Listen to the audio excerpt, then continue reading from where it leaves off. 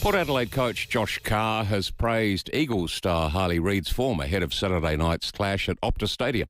Reid had 24 disposals and kicked one of the goals of the year last week against Essendon. Carr says the power midfielder will have to be at their best against West Coast. He's in great form, he's a beast inside. We're going to more than match that. I'd like to think, when our players are up and about, then we'll have a good game. Adelaide will name their side tonight. They'll play the round 13 opener against the Cats at home tomorrow night. Now checking FIVEAA traffic. Afternoon, a smash to look out from Mitchell Park, the Savo. Truck and car smashed Marion Road at Sturt Road, causing a few headaches.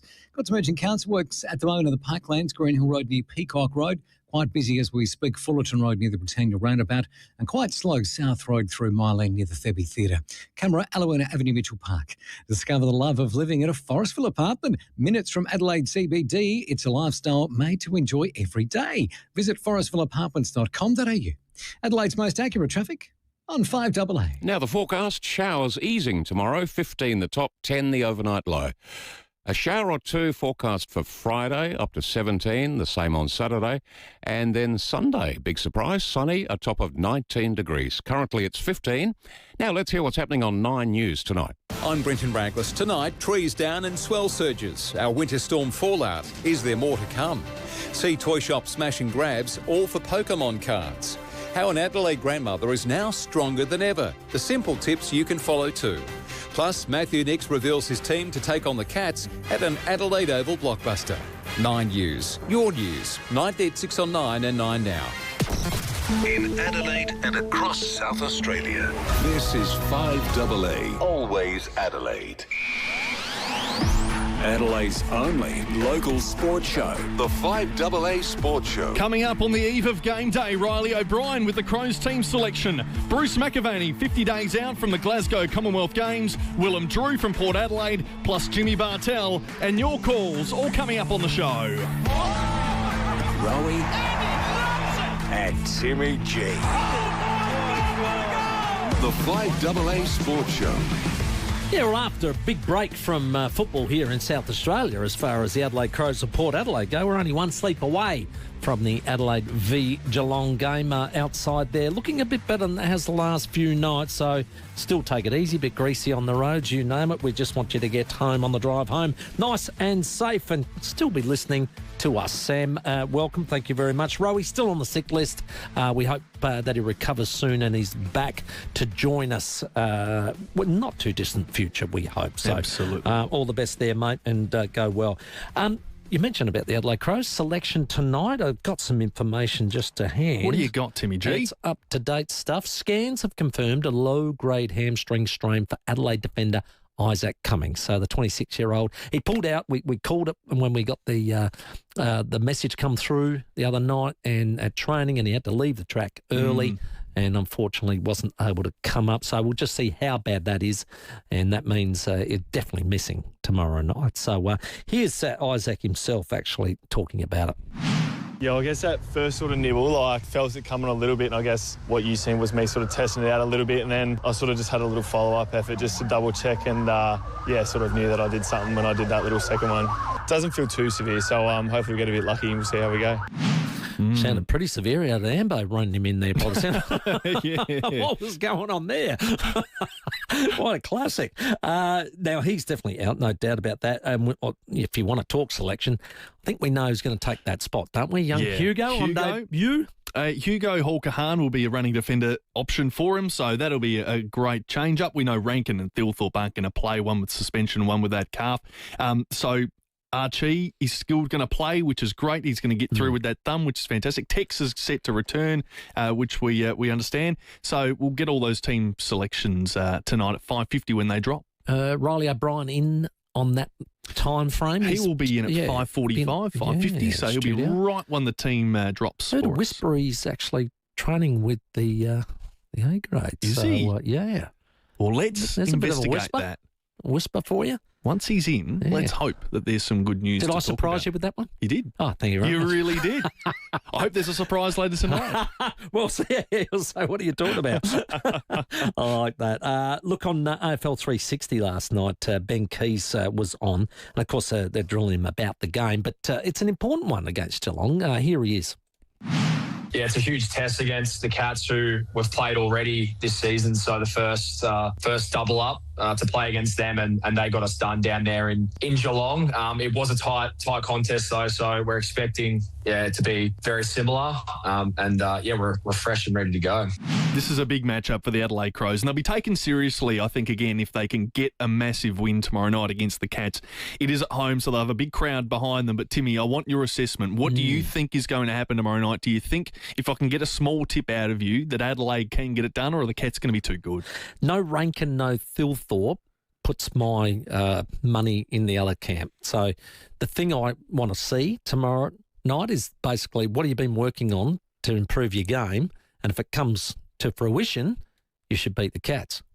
If it doesn't, then you're probably still where you were prior to the bye. And that's the big challenge for Adelaide right now. And the last time they played, in which Ben Keys was referring to, they were in the game for a long time, but the game was in the front half of Geelong, wasn't it? Yes. It was just being owned. They hung in there and they hung in there. It was relentless, really. And they nearly stole it. But you'd say that the game was owned by Geelong, even though the margin was small. Stay with us. There's some news as well around Jordan Butts and Nick Murray and their futures too, so we might talk about that a little later on. But Crow supporters, tell us about your hopes for tomorrow night. Are you excited after the bye? You've got a bit of a renewed hope that Adelaide can take it strongly throughout the second half of the year. 8223 0000. Get involved. Absolutely sensational stuff there. Now, Port Adelaide released today. I saw some models, Ollie Wines and Mitch Georgiades, modelling around in what looked like a very familiar jumper to me anyway. Of course, Showdown, they always go back to Port Adelaide Sample. And this time they're going to go right back to 1914, which was the Invincibles, they called themselves. And it was pretty much when the 1914 side won everything. It won undefeated, won an incredible amount of games in a row, defeated Carlton in the Champions of Australia, and then went on. It actually beat a combined state team. Wow. They played a combined state team and beat them as well. So it was a pretty impressive record. And these guys will be wearing that Guernsey just to honour that. It's very striking, this one. I like it. They've got the black like the no white around the arms. It's just full black and everything. Correct. It's very sleek. It's a great strip. Well, and you'll notice the bars are a little bit further apart. They are, a bit thinner. And that was all put back then in 1914 when they were putting that, what is a wharf pylon Guernsey together. And you'll notice there's no white panel on the back where the number is either. Correct. It's fully black on the back with the white number. And that was all the material we could get off the wharf at the time. So, simple as that. So we look forward to that coming up. I think that's June 27, isn't it? Yeah, the exciting. Next Showdown. So, Showdown 60. 60. Can you believe we're on 60? Yeah. Well, I'm 60. I can't believe that either. So fair enough too. Josh Carr was asked about a couple of players that have been, one been out or into different positions. One was Jack Lukosius, and the talk about him returning, which he's definitely going to return through Sample. Josh confirmed that, but it was more so about where he will play. He's pretty excited. Had the conversation with him, obviously before he went there in the AFL team, but again, reinforcing that this week with him. I think he feels like he can add something there. On the wing for Jack. Yeah, so he snuck up there definitely in his last appearances before getting hurt.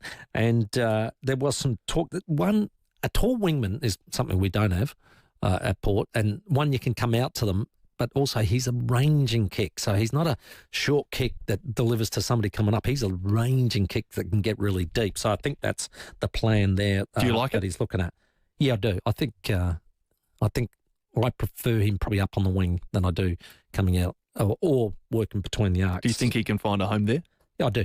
Yeah, I do. So, and the other one in question was Todd Marshall. Will he play in defence again? Are you sort of abandoning the Marshall in defence experiment for now? For now, definitely. We've had 11 weeks of, feedback with him in that position. I thought there's some positive signs there. We came together as a coaching group, but also as players as well. And we just felt like for Todd, for the team, let's have a look, of him back as a forward. Yeah, so it didn't come off. And I think when we spoke to Luke Webster about it, it was that physicality, that physicality of being able to spoil, that physicality to be able to take on the bigger body, and it just got exposed too many times. So I think they've gone, that experiment is over. Go forward and hopefully kick some goals. There you go. So that's the two teams and their upcoming games and their lineups. And we'll speak with Willem Drew about the West Coast game. Obviously, Riley O'Brien the Adelaide game as well later on the show. All right, so get your calls in 8223 But I'm excited for something. This is a bit off Broadway for most people here in South Australia, but if you're an American sports fan, you will know that this is well and truly happening. Tomorrow it begins the NBA Finals, and the New York Knicks are a team that are featuring for the first time in the finals since 1999. They are going nuts over there about it. Oh, what a time to be in New York City for the first time since 1999. It's pandemonium. It's euphoria. It's nothing but New York. It's crazy, mate. Like, it is unbelievable. How good is the passion, though? Sorry, is that Rowie losing his voice? If the Crows made the grand final again, that's what it'd be like. Wow. They are going berserk. And rightfully so. It's been a long, long wait. They play the San Antonio Spurs, who have got Big Wemby, the big, tall Frenchman, who's just a freak, well and truly over, 7 foot or something like that. They're going to start favourites too, is that right, the Spurs? Spurs will, but they're in the advantages with the home court for New York, so they're getting absolutely pumped. But I wanted to ask our listeners today, 8223 for a team that isn't yours, is there a sporting team around the world or any competition you like that you just want to see win a championship? Like you just would feel really good to see win a championship? They've never won one, or the drought's just too big. Mm-hmm. It's gone on too long, or maybe you've already seen one. Yes. And the Western Bulldogs was a massive one. I followed them through the whole finals of 2016. Yeah. Just wanted them to win. I'm so glad they did. Melbourne Footy Club the same. Yes. In 2021. Yes. Well, see, I want New York to win this. Yeah, right. I would love to see it. Well, it's funny, the scenes would be amazing. Anybody who's a Seinfeld fan, I mean, they always used to talk about, I got tickets to the Knicks.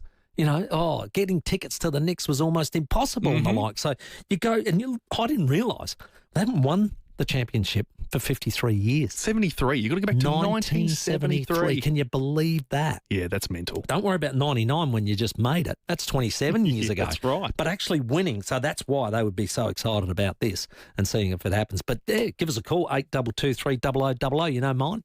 What's yours? And might be a bit surprising, but South Adelaide. Really? Yeah. Haven't won since 1964. Oh, I love that suggestion. I think in the sample, South would just about be everybody's second team if it wasn't their first. Totally. And I reckon they want to see it.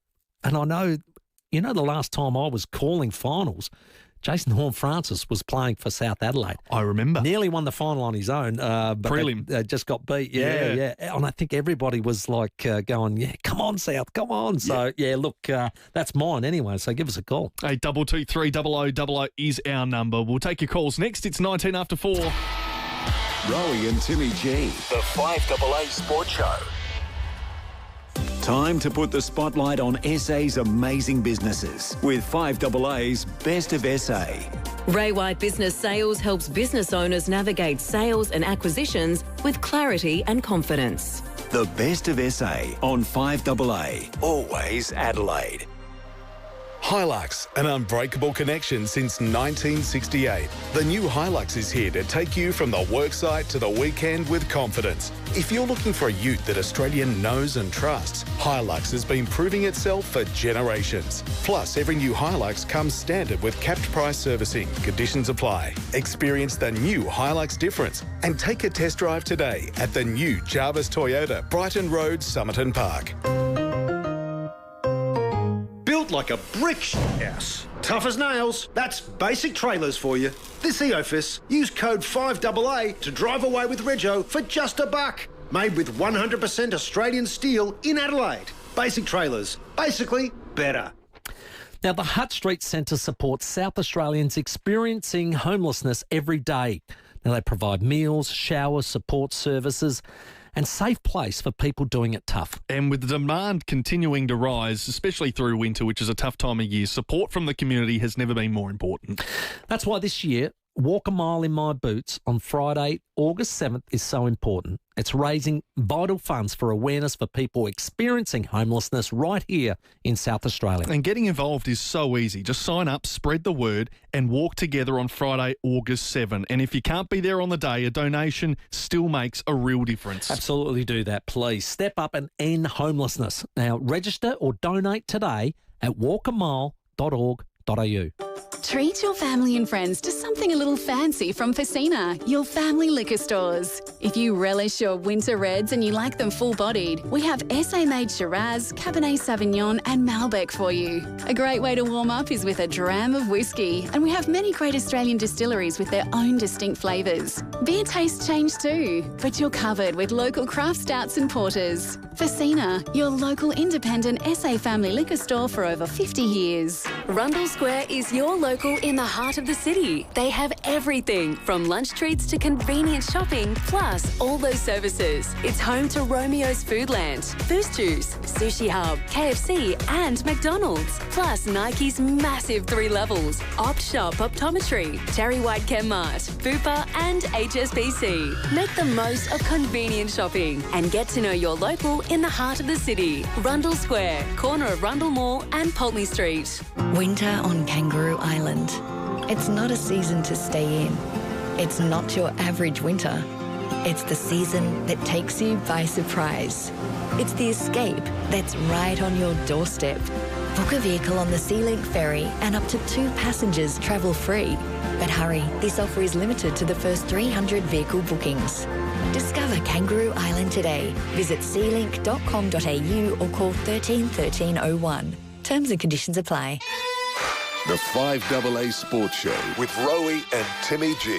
Rowie on the sick list, so Timmy G and Sam Tugwell carrying you through this Wednesday of sport, 22 after 4. Your calls, 8223 0000. We want to know who's that sporting team, any around the world, and we don't want it to be your club specifically, not the one you support, just any club, any team in sport that you'd love to see win a championship. We'll take your calls shortly. Willem Drew on the show, Bruce McAvaney on the program, Jimmy Bartell and Riley O'Brien. Here's your traffic. Afternoon at Mitchell Park, Harvey Truck, Narrowing Road near Sturt Road, and the Parklands, Urgent Council Works, Green Hill Road near Peacock Road. While at Edwardstown, got some activity there, South Road near Ackland Street, and that's pretty slow for the drive home. Getting busy for the drive home at Para Hills West, Bridge Road near Somerset Road, with the camera Fletcher Road, Elizabeth East. Did someone say free donuts? That's right, Donut King is giving away free hot cinnamon donuts this Friday, June 5th, to celebrate National Donut Day. Don't miss out. Conditions apply. Adelaide's most accurate traffic on 5AA. Yeah, that massive drought for a team, or perhaps have never won a championship. Who would you like to see win that big event? Well, Ange from Tugwell, he said he wants to see himself win the Black Guts. He reckons it's too long. I like that one. Dave Gross has said about New York. Now, apparently the advantage is Spurs. They finished high. I apologise. Right? I got it around the wrong way. 1, 2, 5 and 7 at home. So they'll get the 4 at home. JD does not want to see the Knicks win. He thinks it's the Hobnobs if they win. And yes, South Adelaide is a port man. He'd like to see them win one. Another one from Mick for South Adelaide. And one here from Sam at Darwin says, look, I'm a mad Port supporter, but I'd love to see Freo win their first flag. Oh, that's interesting. I'm so bullish on Freo this year too. Well, they've got a good side. The big question is, can they do it in finals though? Hey, that's always been the question mark on Freo. Oh yes, and thanks, Maria. I want to see Juniper succeed at comedy. All right, let's go to your calls. Valley View, g'day, Richard. G'day, mate. How you going? Good. Yeah. Look, I'm an Australian supporter, of course, but I'd love to see the New Zealand cricket team win a 50 overs World Cup one year. I think they do, or deserve to. Call, that's a great call. They've never won the 50 over. So they got to the final. Remember it? Was it Lords back in 2019 or something? Was that the English? Gee, it came right down to that thrilling final over the extra over. Yeah, and they couldn't get it done. It was on countback. So England won on boundaries. I just didn't agree with that. That was it would have been great to see New Zealand though win that one, Richard. They were tooth away. Oh, gee, that was. Yeah, I hope they beat the English tomorrow night in the Test match too. Yeah. Indeed. So they've been a bridesmaid too often, haven't they? They have. And when it it was was South Africa, do you remember when it was in Australia and New Zealand, and they were beating everybody up in New Zealand? And I said, wait till they get to the bigger grounds. And it happened at the G, and Stark bowling. As soon as McCullum was out, the third ball of the game, wasn't it? You just went, well, yeah, we've won that. So, and that would hurt too. The big brother beating you. They've always felt that way. Yeah, that little bit. Probably like South Australia and Victoria. We've always felt like we're the underdog. We're going to beat them and the like. But they would feel like that with us, I reckon. Let's go to Angle Vale. Hi, Braden. Hey guys. I mean, if there has to be one team that I'd love to see the championship win, it would be Ferrari, even though they're not my own team. Yeah. Can you imagine Italy now, and with Ferrari winning, that would be the biggest party, the most insane thing, especially if it was a Charles Leclerc winning his first championship. I think that would be the most fun party that we can ever think of to be at. Braden, that would be insane, wouldn't it? I like the way you finished that. So speaking in the same vein as well, when Charles Leclerc couldn't win Monaco, it continually happened, race after year, he could never quite get it done. But that's his home country, it's his home race. And he was always he topped the qualifying, he'd start on pole and then he'd crash out. So when he won it a couple of years ago, that was one of those moments. Everyone was happy for him that he could win his home race. Winning the championship is so hard, isn't it? It is. We saw it with our own Oscar Piastri last year. Just, all of that time being sort of in front, and then it really came undone, and we can blame lots of different things and different people for that, but it's so hard to win the thing, isn't it? Imagine that. I'm with Braden. Imagine the party. It is a marathon. Just before we get to the 4:30 headlines, we did talk before about some interesting update around Jordan Butts and Nick Murray and what their futures are at the Adelaide Crows. We all here in South Australia hope they can stay, but there is some interest from afar. This is AFL Gettables, Riley Beveridge. I think there's also an interesting situation developing at Adelaide with Jordan Butts. He's had this 4-year deal on the table for him for some time, hasn't yet signed that. The Western Bulldogs have been in the mix for Jordan Butts. I'm also of the understanding that North Melbourne is well and truly in the mix for Jordan Butts as a potential free agent option to help solidify their backline. But I think the intrigue around Butts' situation extends to Adelaide more generally, particularly when Mark Keane returns from injury in the next couple of weeks. So Jordan Butts, Nick Murray, James Borlase, they've all been in and out of that side at different times over the last 18 months. I think if Butts does ultimately re-sign, then attention from rival clubs will turn to Nick Murray, who's got a couple of years left on his contract at Adelaide, and whether or not he could potentially be prized out of the Crows. And then the Crows become an interesting one if they do lose one of those free agents, and do they become a suitor potentially for Charlie Ballard? I think all the pieces could be connected there, and it all relates to around what Jordan Butts potentially does. How interesting. Wow, so Butsy in big demand there. I'll tell you, if Nick Murray come up, there's a little club not far from yours that might be interested. Down the road. Down at Alberton. Across Port Road. I tell you what, he'd be a very, very big target, I reckon. Nick Murray. In need of defenders too, key defenders, Port Adelaide. That would be a good get, for sure. Like the look of that one. Adelaide would want to be careful with what they're doing with him as well, by the way. I know he's contracted till the end of 2027 or 8, I think, but so he's got a bit of contract left. What are contracts, mate? Well, that's the thing. If a player wants out, they can want out. These days is bizarre, isn't it? Just before you go to the headlines, good old Maria. Renee Kink, and this is true, he played in 6 grand finals and lost all 6 grand finals while playing for Collingwood. And he said, I'd like to see him make a comeback. 8223 0000 is our number. It's 29 after 4. Get involved with us next. We'll speak to Will and Drew from Port Adelaide. The FIVEAA Sports Show. Rowie and Timmy G. One more sleep until the state budget. David Penberthy and Will Goodings. It sounds like he's raised the white flag when it comes to getting debt down. 5AA Breakfast. Ashton Hearn is the leader of the opposition. What do you reckon the debt figures are going to be in 4 years' time now? Oh, look, it'll definitely be north of $50 billion. Adelaide's leading breakfast show. I think that should raise alarm bells for South Australians. It's just a massive burden for the next generation. Weekdays from 6 a.m. on 5AA. Always Adelaide.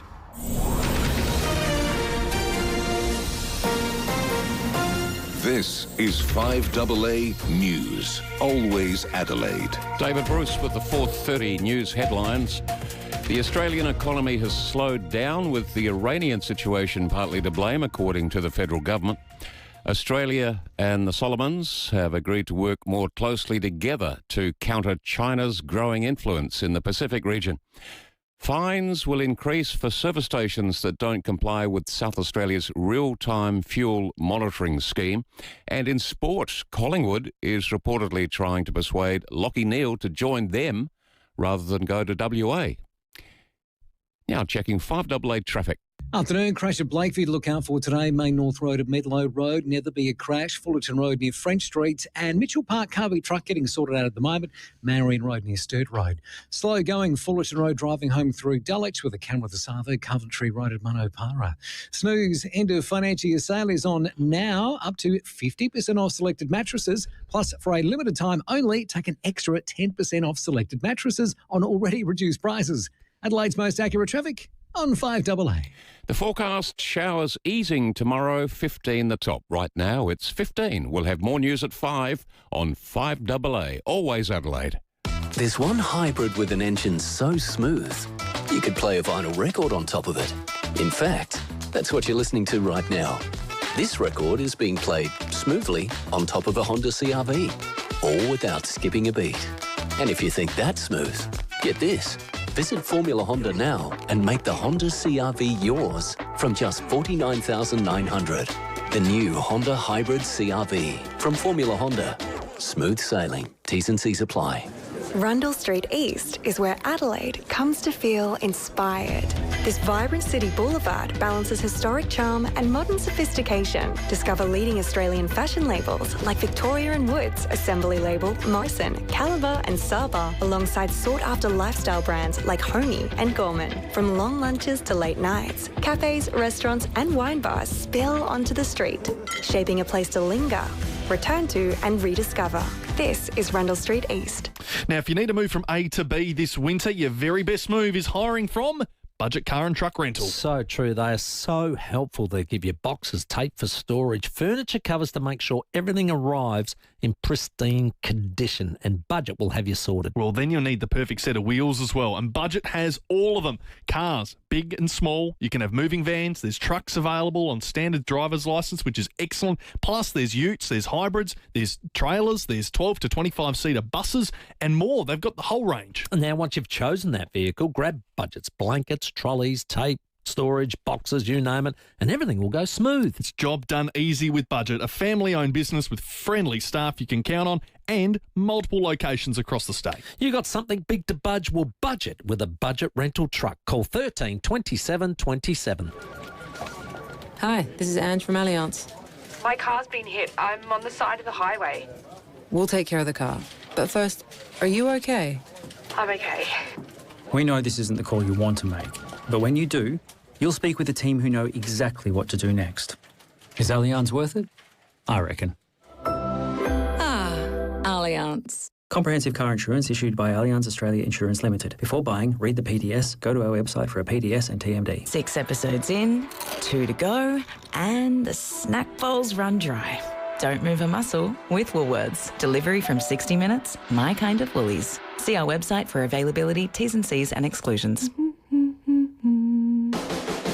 Rowie and Timmy G, the 5AA Sports Show. 26 minutes to 5 here on this Wednesday.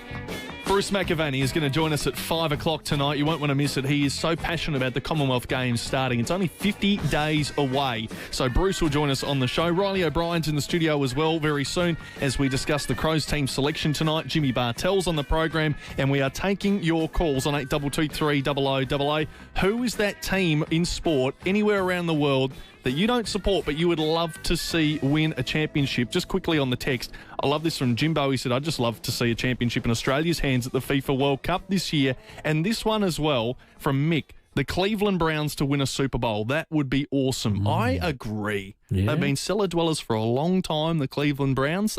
That'd be a great feel-good story. Well, there you go. Well, let's hope that can happen, and maybe this one as well. Port Adelaide winning a championship after 2004 waiting. I'll tell you now, there's a man that hopefully is in that next premiership team. He's on the line now. Willem Drew, welcome. Thanks for having me on. How'd you use the break, mate? And did you have some niggles that helped you get over? Yeah, we were able to, after the game, came into the club for a few days, but then we were able to have the weekend off, which was nice. And, I was able to jet off to the sunny coast for a few days and get some nice weather just with my partner. So, I was able to reset and refresh, I suppose, and now we're back into it. Gee, I reckon last time I saw you on holiday was Noosa, wasn't it? I reckon you're right. Yeah, definitely. I actually did see up there. You're right. Yeah. Well, I know where to find you.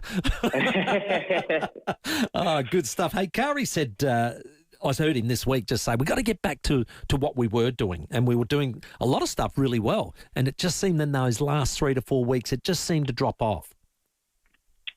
Yeah, exactly right. That's something that we have touched on as a playing group and alongside the coaches. It was a pretty honest and open chat with, getting some frustrations out there and things that, we were feeling in games with the coaches. And, we've been able to sort of have a review and a touch up on all our phases, really. And, as you said, when we're at our best, we've been able to match it with some of the best teams in the comp. So for us, it's just about, getting that clarity in our role and being able to consistently perform over 4 quarters. Defensively, we were holding up really well, and we're still okay as far as numbers go, but the inside 50 started to leak. I'm just wondering what you were able to do over the break to try and work through that, I suppose, from a visual point of view and then from a practical point of view. Yeah, well, we sort of touched on, our offense and defense are very linked together, and, we weren't really able to move the ball, which was extremely frustrating as us as players, but no doubt supporters watching. We just weren't able to sort of get any territory, really. We're all sort of clogging up each other's space, and just it wasn't really clicking. So that's something that we've touched on. If we can get our offense moving and, get the ball deeper down the field, it's going to help us defend. So that's something that we've been sort of touching on this past week, and really sort of delving into the roles and just the simple things that need to be done. Hey, Willem, at the end of the Carlton game before the bye, there was a really interesting moment in the fourth quarter where we saw the magnets moved in the midfield, where we saw Joe Richards go in there and Jace Burgoyne, I think yourself, to round it out the 3 at the centre bounce. Is there anything or any talk around at the back end of this year, having a look at some different players through the midfield, and are those guys in the shuff?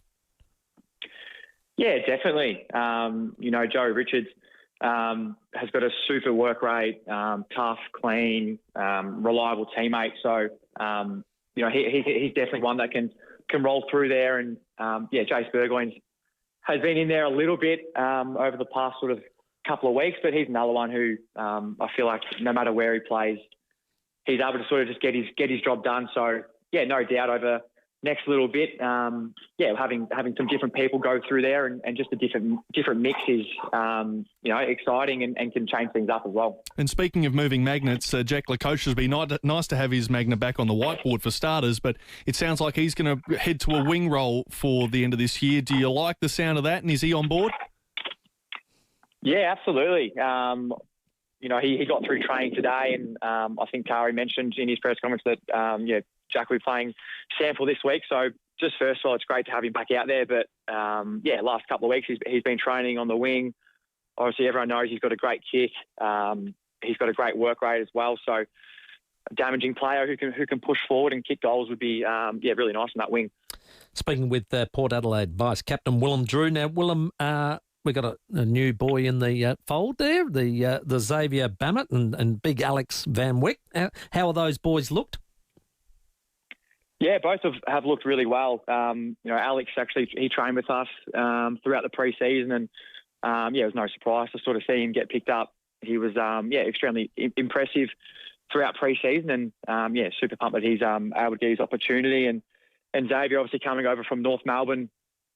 I think he sort of touched on that he missed out on his draft year, but he's put in a lot of work and looks really powerful and a player who can play through the midfield, forward, and looks really, really nice, and both fitted in well, so it's exciting. It absolutely is. I haven't seen him play as yet, but Scott Campriali had, and he said he's got some weapons. What about is one of them? Can he speed away from stoppage? Has he got some leg speed? Yeah, definitely. From all reports and from what we've seen so far, he's a powerful lad, and I feel like he can be a really damaging player, and pumped for him to get his opportunity, and then no doubt he's going to put everything into this opportunity, and it's exciting. Could he come into the AFL side straight away? Oh, I've probably no doubt.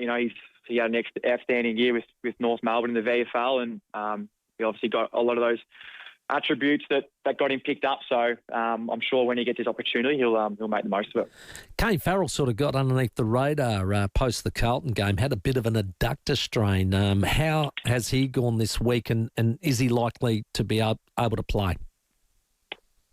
Yeah, he had to sort of kick off training today, and he wasn't able to get through. So, yeah, Faz won't be playing this week. Just hasn't come up 100%. So, yeah, the club's just sort of ruled him out. So he won't be available this week, which is disappointing. Yeah, it is. That's a real bummer. Need those sort of guys out on the track. Had a look at West Coast, no doubt. They have a midfield that's got what would you say? It's got a few different dynamics to it. Yeah, definitely. They've actually been playing some really good footy over the last 5 or 6 weeks. So, obviously done our oppo today and got some really damaging players all over the field. And, we're looking forward to getting this back half of the season back on track. And a win over in the West would definitely start that. Harley Reid, your man? Not too sure at this stage. Obviously, he's a super damaging player who is super powerful, hard to tackle. But, yeah, I think at this stage we'll probably just, look to lock in our structures and see how the game's unfolding. But, you never know. He is a real dangerous threat, though, isn't he? And West Coast have got a team that is starting to really show some real confidence and spirit, aren't they? So what is it about them that you're having to look out for on Saturday night? Yeah, I think their defensive stuff has been really good. Their outnumber stuff around contest and their pressure has been sort of first class. So, we've got to be able to handle that pressure. And I think we touched on last time we played them, that we weren't able to do that. So that's going to be a real focus. And, we really want to sort of see those improvements in our ball movement and other aspects of our game. So, a lot for us to take into this week and one we're looking forward to. Yeah, win is all we worry about at the end of the day. We know how we get there or what we do. We're going to win. Hey, mate, we've been talking about sides that have had a big drought and the like, and I've seen you boys at times arguing over NBA games and the like. Now, Knicks are taking on Spurs.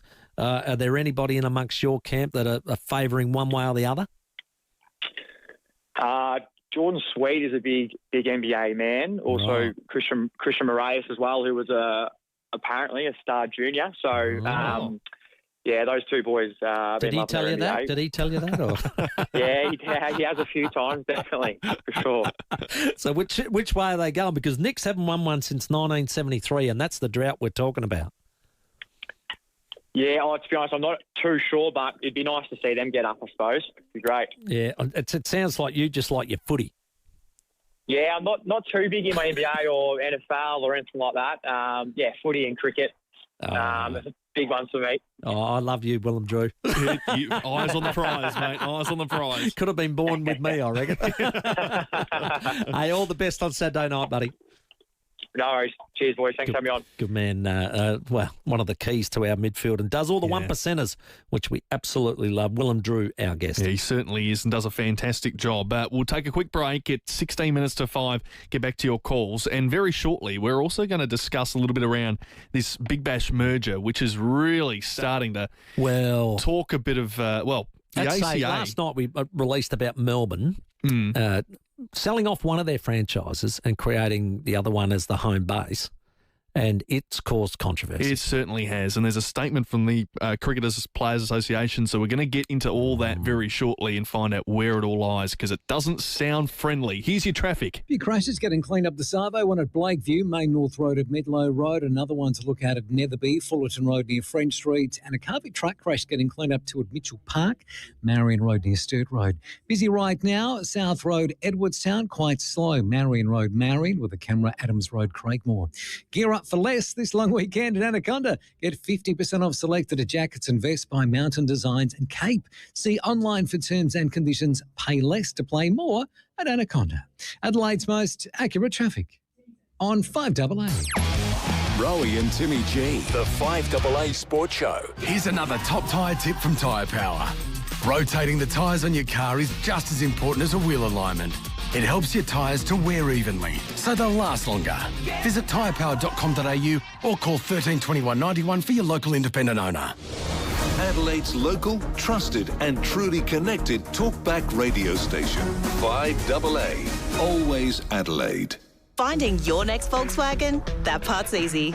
At Mawson Lakes Volkswagen, the end of financial year unlocked event has drive-away deals racing out the door. There's a huge range of new and demo Volkswagens ready for delivery right now. Plenty of colours, plenty of options. On-site finance, next day servicing. But it won't last. So if you've been waiting, this is your moment. Get an end of financial year drive-away deal before it's gone. Mawson Lakes Volkswagen, just a short drive from the city. There's a moment every family hopes for. When you walk in and they're just happy, settled, themselves. And you realise the decision you agonised over was the right one all along.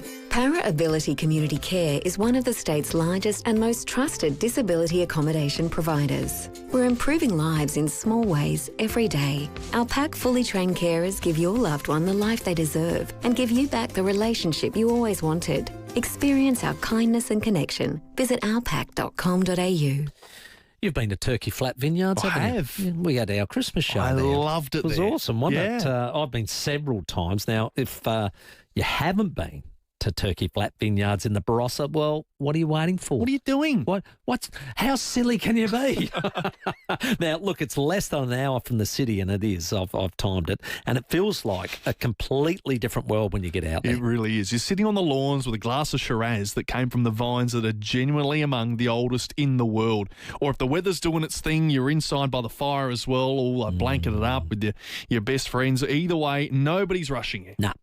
No way at all. And the cellar door itself is converted butchery from the 1860s. How cool's that? And which sounds like it shouldn't work, but absolutely does.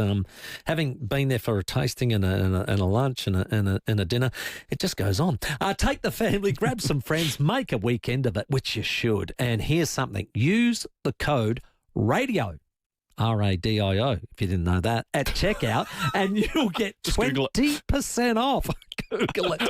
You'll get 20% off when you book any wine online. How good a value that is. And this weather, the Butcher's Block, Shiraz, get into that. It's a good time to stock up. And the Grenache. I just keep going. Turkey Flat Vineyards, Bethany Road, Tanunda. Drink responsibly. You can rent a little, you can rent a lot. You can rely on Red Spot to keep Aussie airport rentals fair. We're the only car rental company who have kept our prices low during the fuel crisis. And we're the only Aussie-owned and operated choice in major airport terminals all over the country. Experience the local service that saw us named Product Review's 2026 Car Hire Service of the Year. For a deal you can rely on, book your next rental direct at redspot.com.au today or call 1300 66 8810. Red Spot. Hi, it's Eddie May here from NRG Solar. When it comes to power bills, NRG Solar understands that South Australian businesses are feeling the pinch too. The Cheaper Home Battery program isn't just for homeowners. Eligible businesses can access those savings as well. NRG Solar takes a consultative approach with commercial customers, starting with how your business uses power, then designing a solar and battery solution that makes financial sense. Talk to NRG Solar and see what a solar and battery solution can do for your business. Visit nrgsolar.com.au. At Coles, sip and save on the go. Right now, get half price on Sanitarium Up and Go Liquid Breakfast Protein Energised 250ml 3-pack, now just $3.80. Save in store or online at Coles. Offer ends Tuesday. The 5AA Sports Show with Rowie and Timmy G. Rowie away on this Wednesday. It's 11 minutes to 5. Hope he's back soon. Timmy G and Sam Tugwell taking your calls on 8223 0000 with Bruce McAvaney joining us at 5 o'clock, 50 days out from the Commonwealth Games in Glasgow, which is exciting. We might talk about the Com Games a little bit later in the show, where it's at, how people's interest in it at the moment, compared to the Olympics and other world sports. Well, Melbourne couldn't wait to get rid of it. Interesting, wasn't it? And we've been talking about, though, teams that aren't ones you follow in sport, but you'd love to see win a championship. 8223 0000. Some good texts there, Timmy G. Absolutely. Plenty of them flowing in too, so thank you very much for that. Leith would like to see the Washington Generals get a win. Are they due? Which is the team that plays the Harlem Globetrotters. The great Krusty the Clown predicted they would win. I thought they were due, but of course they never win, which is classic. Joe says, how come Port are playing West Coast again? Yeah. It's crap fixturing, Joe, and Adelaide are doing the same with Geelong. They've already played them once, so that's simple as that. Maria says, I'd like to see Ross Lyon win a flag. because then he would have a reason to be arrogant. That's interesting. And this one I don't mind from Quentin with a Q, who we know is a mad Gold Coast Suns man. And he said, we used to be everybody's second team, but now that we're going well, nobody's that keen on it. It's so true, Quentin. Do you reckon? So that is true. I would love to see the Suns win a flag this year. I'd like to see the Suns win before FIVEAA. So, would you? Yeah, I would. Why don't you want FIVEAA to win a flag? Because they haven't won one either. Yeah, they haven't. Yeah, but I'm not that. Bit of prejudice I'm not. against them. Yeah, well, they're another Dockers team. A Wharf team. Oh, yeah. Okay, sure. Yeah, so like there's a pseudo rivalry. There's a bit of pseudo rivalry between the two Wharfs. Okay. Yeah. So. All right, back to your calls. Let's head to Tugwell's. G'day, Ange. G'day, boys. How are you? All right. What do you? What's what are you laughing about, boys? What's funny? What's funny? Oh, What's funny? well, you made me laugh already once tonight, so... That's right. I'm going to make you laugh again. The Jamaican bobsled team to win a gold medal in the Winter Olympics. The great John Candy. What a movie. What a team. Ange, what a movie. What a great movie that was. Cool Runnings. Sensational. One of the best. But you know what? Not out of the realms. Not out of the realms. Bit like the old Eddie the Eagle, wasn't it? Mate, they're unbelievable. Yeah, and great films. Great films too. Great films indeed. Tony at Bondi. G'day, boys. How you going? All right. Unfortunately, Campo's not here tonight, but that's all right. Bring tomorrow, mate. Look, I know you think I've just got a man crush on Campo, right? Who doesn't know? But who doesn't? That's a good point. It's George Clooney. I enjoy the entire portfolio of the presenting crew, just so you understand. Thank you very much. Everyone's there, including Tuggers. I wanted to ask Tuggers a question one night, and I think I told you, your producers went, called the Timmy and Rowie show, Tones. You can't ask Tuggers a question. Yeah, just wait till Sunday. Here's your chance, Tony. Ask him a question. Just mince his words. Hey, I've just got a slightly different take on Nick Murray and Jordan Butts, and I never want to be disrespectful about players. I think they're amazing AFL players, but those two, if there was draft capital available and someone wanted to trade them out, I'd take that in a heartbeat. One of Adelaide's major issues is they can't create scoring change in their back half, and God love those two boys. They're honest as the day is long, but not great overhead, not good by foot, not proactive, not dynamic. I would, if they've got draft capital attached to them because other teams have got a different profile defensively and have more running defenders, and then I would take the pick. There's not much of a gap between ball A's and those two, to be honest. It's unlikely, touchwood, Keeney break his leg again. And then I would use those picks, go and find one in the draft, go and trade for one. Interesting take, Tony. Yeah, I like it. He looks at things differently. Yeah. And he might be saying, well, Nick and Jordan maybe have similar traits. I think there's a bit more attacking in Nick as a player. Last year he had an incredible season too, didn't he? He did. The thing for Adelaide is they stay in a lot of games because of these incredible defenders they have. So when they aren't able to win the game in the midfield and score up front like they have in a lot of games. Have enough coming out of there? Well, that's another question. You've got Wayne Miller. Yeah, that's about it. And that's where it ends, isn't it? Now, I wonder if Hugo can add a bit to that. Well, that's why they've recruited him. Yeah. Might not happen straight away, but thank you, Tony. A different perspective indeed. Great stuff, Tony. Vinny from Grange. Hi, Vinny. G'day, lads. How you going? Hey, Vinny. Look, there's one team that break my heart. And now they're really broken my heart. Now they're going to the second division, West Ham. No. They haven't won anything. Win something, anything. Please. Give me the only time there were the good days was Mervyn Day was the goalkeeper. Birmingham, there was a great striker, but they haven't got those players anymore. It's downhill for I don't know how long now. Oh, dear. So you're in the relegation, were you, mate? The bottom three? Yeah. Yes. Right at the end, they got us. Here's the upside, Vinny. If they return to the Premier League, guess what? At least they've won the championship. Oh, that's true. They've won something. Yeah. Oh, we hope so. We hope so, mate. Let's hope so. You almost reduced a man to tears, West Ham. Vinny, I'm feeling your pain. Poor I'm feeling your pain, mate. Gee, frustrating times. Hey, just before we go to the news, we talked about the cricket and the Big Bash because yesterday we heard the news around the Melbourne Stars and the Melbourne Renegades. They are going to merge, as according to Cricket Victoria. They said that this is something they want to do. So now the second franchise in Melbourne will be available 100% to be privatised and bought by any owner around the world who is interested and probably brings the biggest dollar. And the second Melbourne franchise will be a purely Victorian run, Cricket Victoria run team. So a merge of the Stars and Renegades. Both those brands are gone. That's all over. You won't hear the Stars or Renegades anymore. It'll be some sort of navy blue Victorian with a big V. Yeah. And did you hear Pat Cummins? I think it was Pat Cummins. Yep. He had a say today. Let's have a listen. Did. There's merit in both sides. I've played in franchise around the world, and private investment's done amazing for different leagues. It really grows and brings on new fans and things like that. Of course the players are going to be on board. Well, I did hear him mention that he thought flashback to the old Bushrangers might have been a good one. Do you reckon, so WBBL and BBL now exist, so both men and women, and I heard today the Cricket Victoria CEO say the Bushrangers still holds mostly male connotations, so the women's team would be a bit awkward to have that. Yeah, good but call. they are exploring that name still. And of course, South Australia dropped redbacks completely, didn't it? Yep. So I just wondered where and that's at a state level. But yeah, no, I get that one. That's a good one. Well, let's ask that question. Something more generic. Adelaide, well, South Australia rather, the SACA want to look at a hybrid model of ownership for privatisation as opposed to completely selling the team or holding off entirely. So they're open to possibilities. But I wanted to pose this question to you and our listeners. What are your thoughts around South Australia now that the red of the Renegades is gone? Yes. South Australia readopting the red, which is our state colours and always has been for the SACA and South Australian cricket, and maybe looking to rename or change the branding of the strikers in T20 cricket. Would we be around It's for a question without notice, okay? And please give us a call if you think otherwise, but 8223 0000.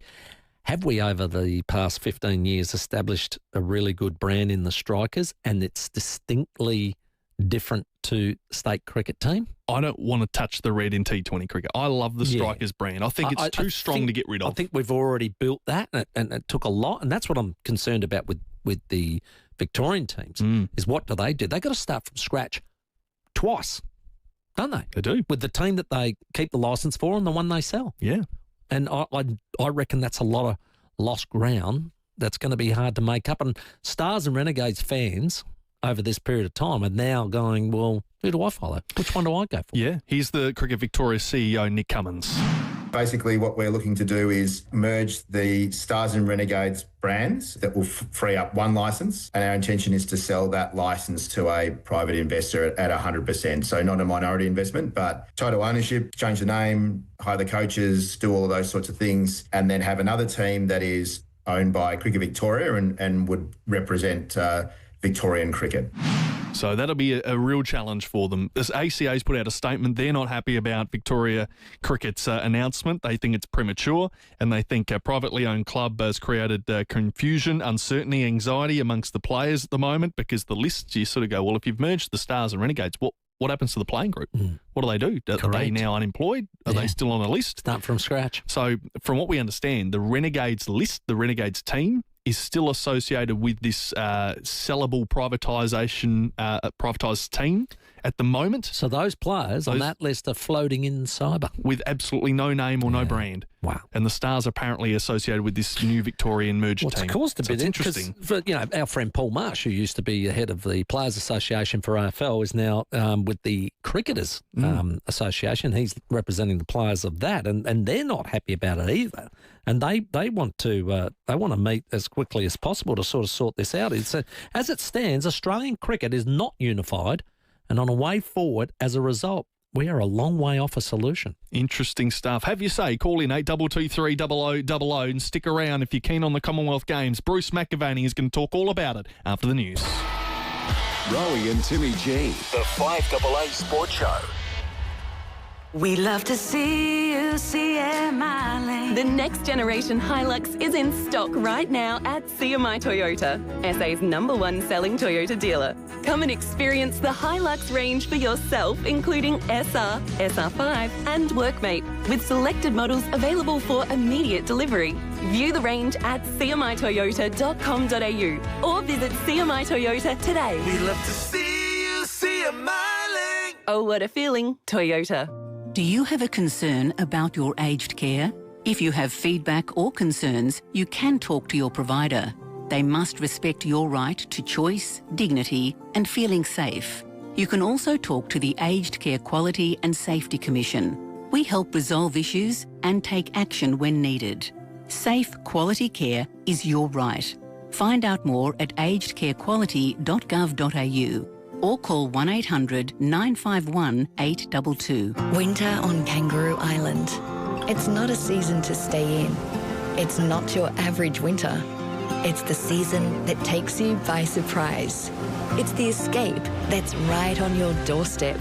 Book a vehicle on the SeaLink ferry and up to 2 passengers travel free. But hurry, this offer is limited to the first 300 vehicle bookings. Discover Kangaroo Island today. Visit sealink.com.au or call 13 1301. Terms and conditions apply. Local news and information first. This is 5AA News. Always Adelaide. Showers easing tomorrow, 15 the top, 10 the overnight low. With the 5 o'clock news, I'm David Bruce. Formula Honda's end of financial year event is on now with huge reductions. Glen Osmond and Modbury. It's been revealed one of the measures to be announced in tomorrow's state budget will be an expansion of the seniors card scheme to include over 60s who are still working. The scheme allows, among other things, free public transport for seniors.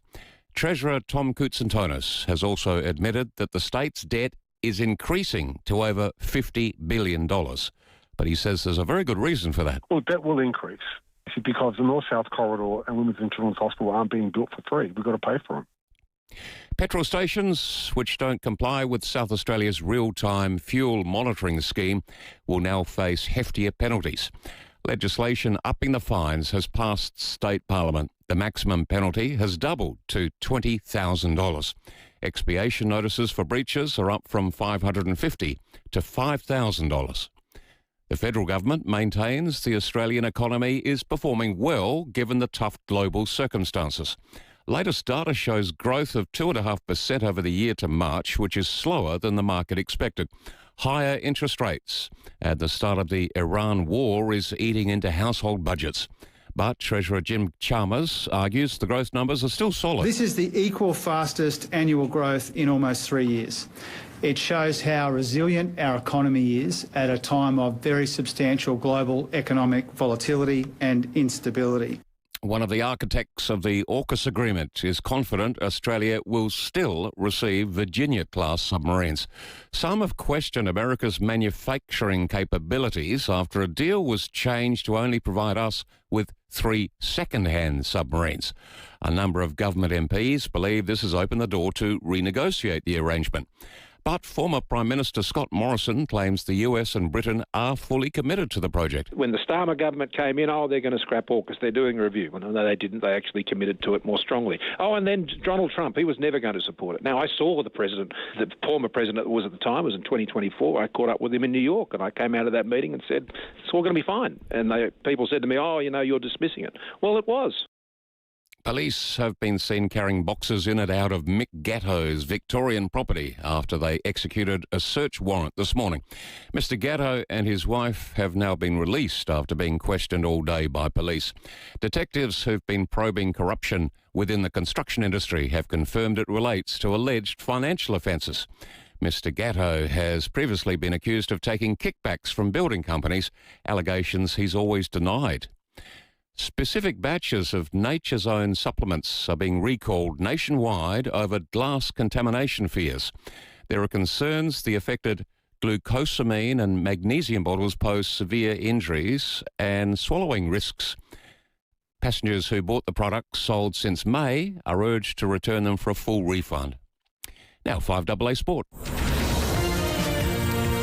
Cricket Victoria boss Nick Cummins isn't apologising for killing off the Stars and Renegades. He says merging the sides is pure survival to stop local cricket from taking a massive financial hit. Cricket Australia have some financial challenges, which are sort of long-term impacts off the back of COVID and the financial model, and we believe that we need to go down the privatisation path to help assist Cricket Australia with that, but also in the long term ensure that we're competitive. A new name for the team hasn't yet been worked out. Melbourne Vice-Captain Jack Viney could return in 6 weeks. He's been secretly managing a back injury. He missed the start of the year because of an Achilles surgery. A cruel blow for Port Adelaide skipper Connor Rosie. He's dealing with ongoing nerve issues and may require another round of surgery on his ruptured hamstring. The Power and Crows have been put through their paces today ahead of their games this week. Adelaide will name their side tonight. They'll play the round 13 opener against the Cats at home tomorrow night. And Collingwood has emerged as the surprise frontrunner to sign Brisbane's Lachie Neale, putting a major dent in expectations that the dual Brownlow medalist would return home to WA to be closer to his children. Now, 5AA traffic. At Blakeview, a crash to look out for. Main North Road at Medlow Road. Netherby, a collision there. Fullerton Road near French Street. And at the Parklands, Urgent Council Works Greenhill Road near Peacock Road. But good news there, no great delays for the drive home. Cameras, Adams Road, Craigmore and Horsey Road at Elizabeth East. Stop drug driving. A South Australia Police will stop you with more patrols and more driver testing. Think road safety. A message from the Government of South Australia. Adelaide's most accurate traffic on 5AA. Now, the forecast, showers easing tomorrow, 15 the top, 10 the overnight low. A shower or two on Friday, up to 17. Exactly the same on Saturday. Then sunny on Sunday, up to 19. Currently 14 degrees. Now let's hear what's happening on 9 News tonight. I'm Brenton Raglas. Tonight, trees down and swell surges. Our winter storm fallout. Is there more to come? See toy shop smash and grabs, all for Pokemon cards. How an Adelaide grandmother is now stronger than ever. The simple tips you can follow too. Plus, Matthew Nix reveals his team to take on the Cats at an Adelaide Oval blockbuster. 9 News. Your news. 9 at 6 on 9 and 9 now. When you're gone, who gets the things you've worked hard all your life for? Like the family farm, the holiday home, or your cherished trailer sailor. If you don't plan now, it could be messy when you're gone. Donlan Lawyers specialise in wills and estate planning. From the simplest to the most complex, Donlan Lawyers will give effect to your wishes. For wills and estate planning, visit donlanlawyers.com, Hindmarsh Square, Adelaide and Ocean Street, Victor Harbour. You can get a nice hot shower, a decent meal, and then to get your clothes washed. Do you know how good it feels just to put on clean clothes? People don't understand exactly how bad it is out there. Step up to end homelessness by supporting Hutt Street Centre's Walk a Mile in My Boots. Register or donate today. walkamile.org.au. There's something lovely about clearing a little space. And Norm Metals is ready to help you do just that. If you've got an old fridge in the shed, some copper piping from a reno, or a pile of scrap metal you've been meaning to deal with, don't take it for granted. When Norm Metals in Ottaway will take it for cash. Copper, brass, aluminium, stainless steel, if it's metal, there's value in it. Declutter your home and reclaim your space. Norm Metals. Cash for scrap. Streaming live via the 5AA Player app on DAB Digital Radio and on 1395 AM. This is 5AA, always Adelaide. Adelaide's only local sports show. The 5AA Sports Show. Still to come, Bruce McAvaney, 50 days from the Glasgow Commonwealth Games. Riley O'Brien in the studio as the Crows named their team for Thursday night football, plus Jimmy Bartell with the latest in footy and Santo Chilaro with World Cup fever. Rowie and Timmy G. The 5AA Sports Show. At 9 after 5 on this Wednesday with Rowie on the sick list. We're taking your calls, 8223 0000. We'll get back to them shortly, but it is 50 days, Timmy, until the Glasgow 2026 Commonwealth Games, and you can catch every unmissable moment from Friday, July 24, live and free on 7 and 7 Plus Sport. One of the greatest sporting voices this country has ever heard, and he's brought the Com Games to us so many times it's not funny. Bruce McAvaney, welcome, and who do you think you are?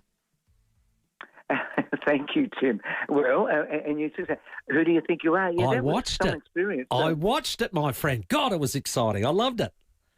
Well, it was very emotional, and it was a great thing to be involved with, and to go back into your family and the history. And my parents are no longer with me. That was, I guess, my one regret, Timmy. I'd loved them to have been there, but. You know where I grew up, and because I knew you as a very young boy at Woodville High, didn't I? Correct, so we've got a similar background in so many ways. Well, your house was almost identical because you were Ferryden Park, I was Mansfield Park. So I saw your house when you were Aladdin, and I think mine was just on the other side of the combined house. They used to be the old attached Besser block. It was a classic. Absolutely, but a great place to grow up, and that's for sure and certain. So, yeah, look, the Commonwealth Games, they're a great event. They've produced some of our finest sporting memories. They fit in so well for Australia. They're near and dear. So 50 days to go, a lot to look forward to. Do you remember your first one that you ever? I mean, it's like a debut for a footballer. You sort of always remember that first game. What was your first Com Games? It was 40 years ago. It was in Scotland. So it was in the same country, same country as this one's in. So it was in Edinburgh, beautiful city that it is. It was a pretty big boycott of those Commonwealth Games. There was a lot going on with rugby union at the time, New Zealand and South Africa. Right. And most of the African countries boycotted. So that was 1986. Robert De Castella won the marathon there. Lisa Martin, or Lisa Ondiki, South Australian, won the women's marathon there. Steve Monaghetti sort of had his debut and ran third behind Deek in the marathon. It was an incredible event. So I was working for Channel 10 at the time. I wasn't calling, I was reporting for Channel 10, and really enjoyed it. I mean, it was fantastic. I always loved the Commonwealth Games. I mean, I guess for me, the first one I really got teeth into was 1974. They were in Christchurch. I was watching. Wow. There were some amazing results there. There was a world record in the 1,500 metres by a Tanzanian who went to the front and just kept on going, Philbert Pai, and it was just heroic stuff. So, no, they're an incredible event. And look, I guess in many ways, the signature event of the Commonwealth Games is one of the most famous races of all time. So in 1954, in Vancouver, John Landy of Australia raced Roger Bannister of England. It was called the Miracle Mile. It was the biggest sporting event, arguably, in 1954. There are two men that have broken the 4-minute mile, the only two men in the world that have broken that 4-minute mile just a few weeks before those Commonwealth Games, and they went head-to-head in what turned out to be an incredible race. So, yeah, it's got quite a history. It certainly has. What about, I've heard you say that the Kathy Freeman call is like your pinnacle of your Olympic calling. What about a Com Games? What's something that got you right up and you went, yeah, that's a real memorable moment for me? Well, you get plenty of opportunities, Timmy and Sam, but I think for me, I just have to go back 4 years to Birmingham. So, again, this is the 1,500 metres, which is one of the classic races, as you know. So in the 1,500 in Birmingham, Australia had a guy called Ollie Hoare, who was one of the favourites. And in the home straight of that race, it was a very fast race. They broke Philbert Bai's Commonwealth record. Ollie went from third to first, but in doing so, he passed a Kenyan and a Brit who were both world champions. So he ran past two world champions in the home straight to win. He broke the Commonwealth record, and he became just the second Australian male to win the 1,500 metres at the Commonwealth Games. And the other one was Herb Elliott in 1958. Now, Herb Elliott, for those that know their athletics, never lost a race over 1,500 metres or a mile, retired at 22 years of age after he'd won the Commonwealth Games in 1958 and won the Olympics in world record time in 1960. So Ollie Hoare, by winning in Birmingham 4 years ago, joined Herb Elliott. So that's the one, Timmy, that in some ways, that's my Kathy moment, I guess, for me, at the Commonwealth Games. It was just incredible. We absolutely love hearing those calls as well, and we'll hear more of them on 7. Bruce McAvaney, our guest on the FIVEAA Sports Show. Can you tell us and our listeners, Bruce, about why we should be focusing so much on this group of incredible Aussie athletes we have in the athletics realm at the moment, on the track specifically? This golden generation we have, if people haven't been paying attention already, why should they be paying attention now? Well, Sam, there's a bit of irony here because probably the guy that's been the focus is Gaukart, and he's had a fair bit to do with this in the last 2 years. He's just decided, and I think wisely, he's not going to run at the Commonwealth Games, but because a week later the World Under-20 Championships commence in Oregon, and he just felt, he's still only 18, he felt at that age that he couldn't do both. So, and Channel 7 are going to cover those World Juniors live, which we've never done before. But Gout's been a focus over the last couple of years, but before that, you could feel all this happening in Tokyo 2021 with those Olympics that were postponed by a year. We had so many athletes that produced personal best performances. We had 3 medalists there, but we had a lot of athletes that when they were interviewed, you just realised that they believed they belonged. And from that very point on, so that's 5 years ago now, we've been building. We have male sprinters that we've never really had before in terms of depth, and that's without Gout at these Commonwealth Games. And when we add him in, we've got a rich vein of male sprinters. Our female middle distance and male middle distance runners are so strong.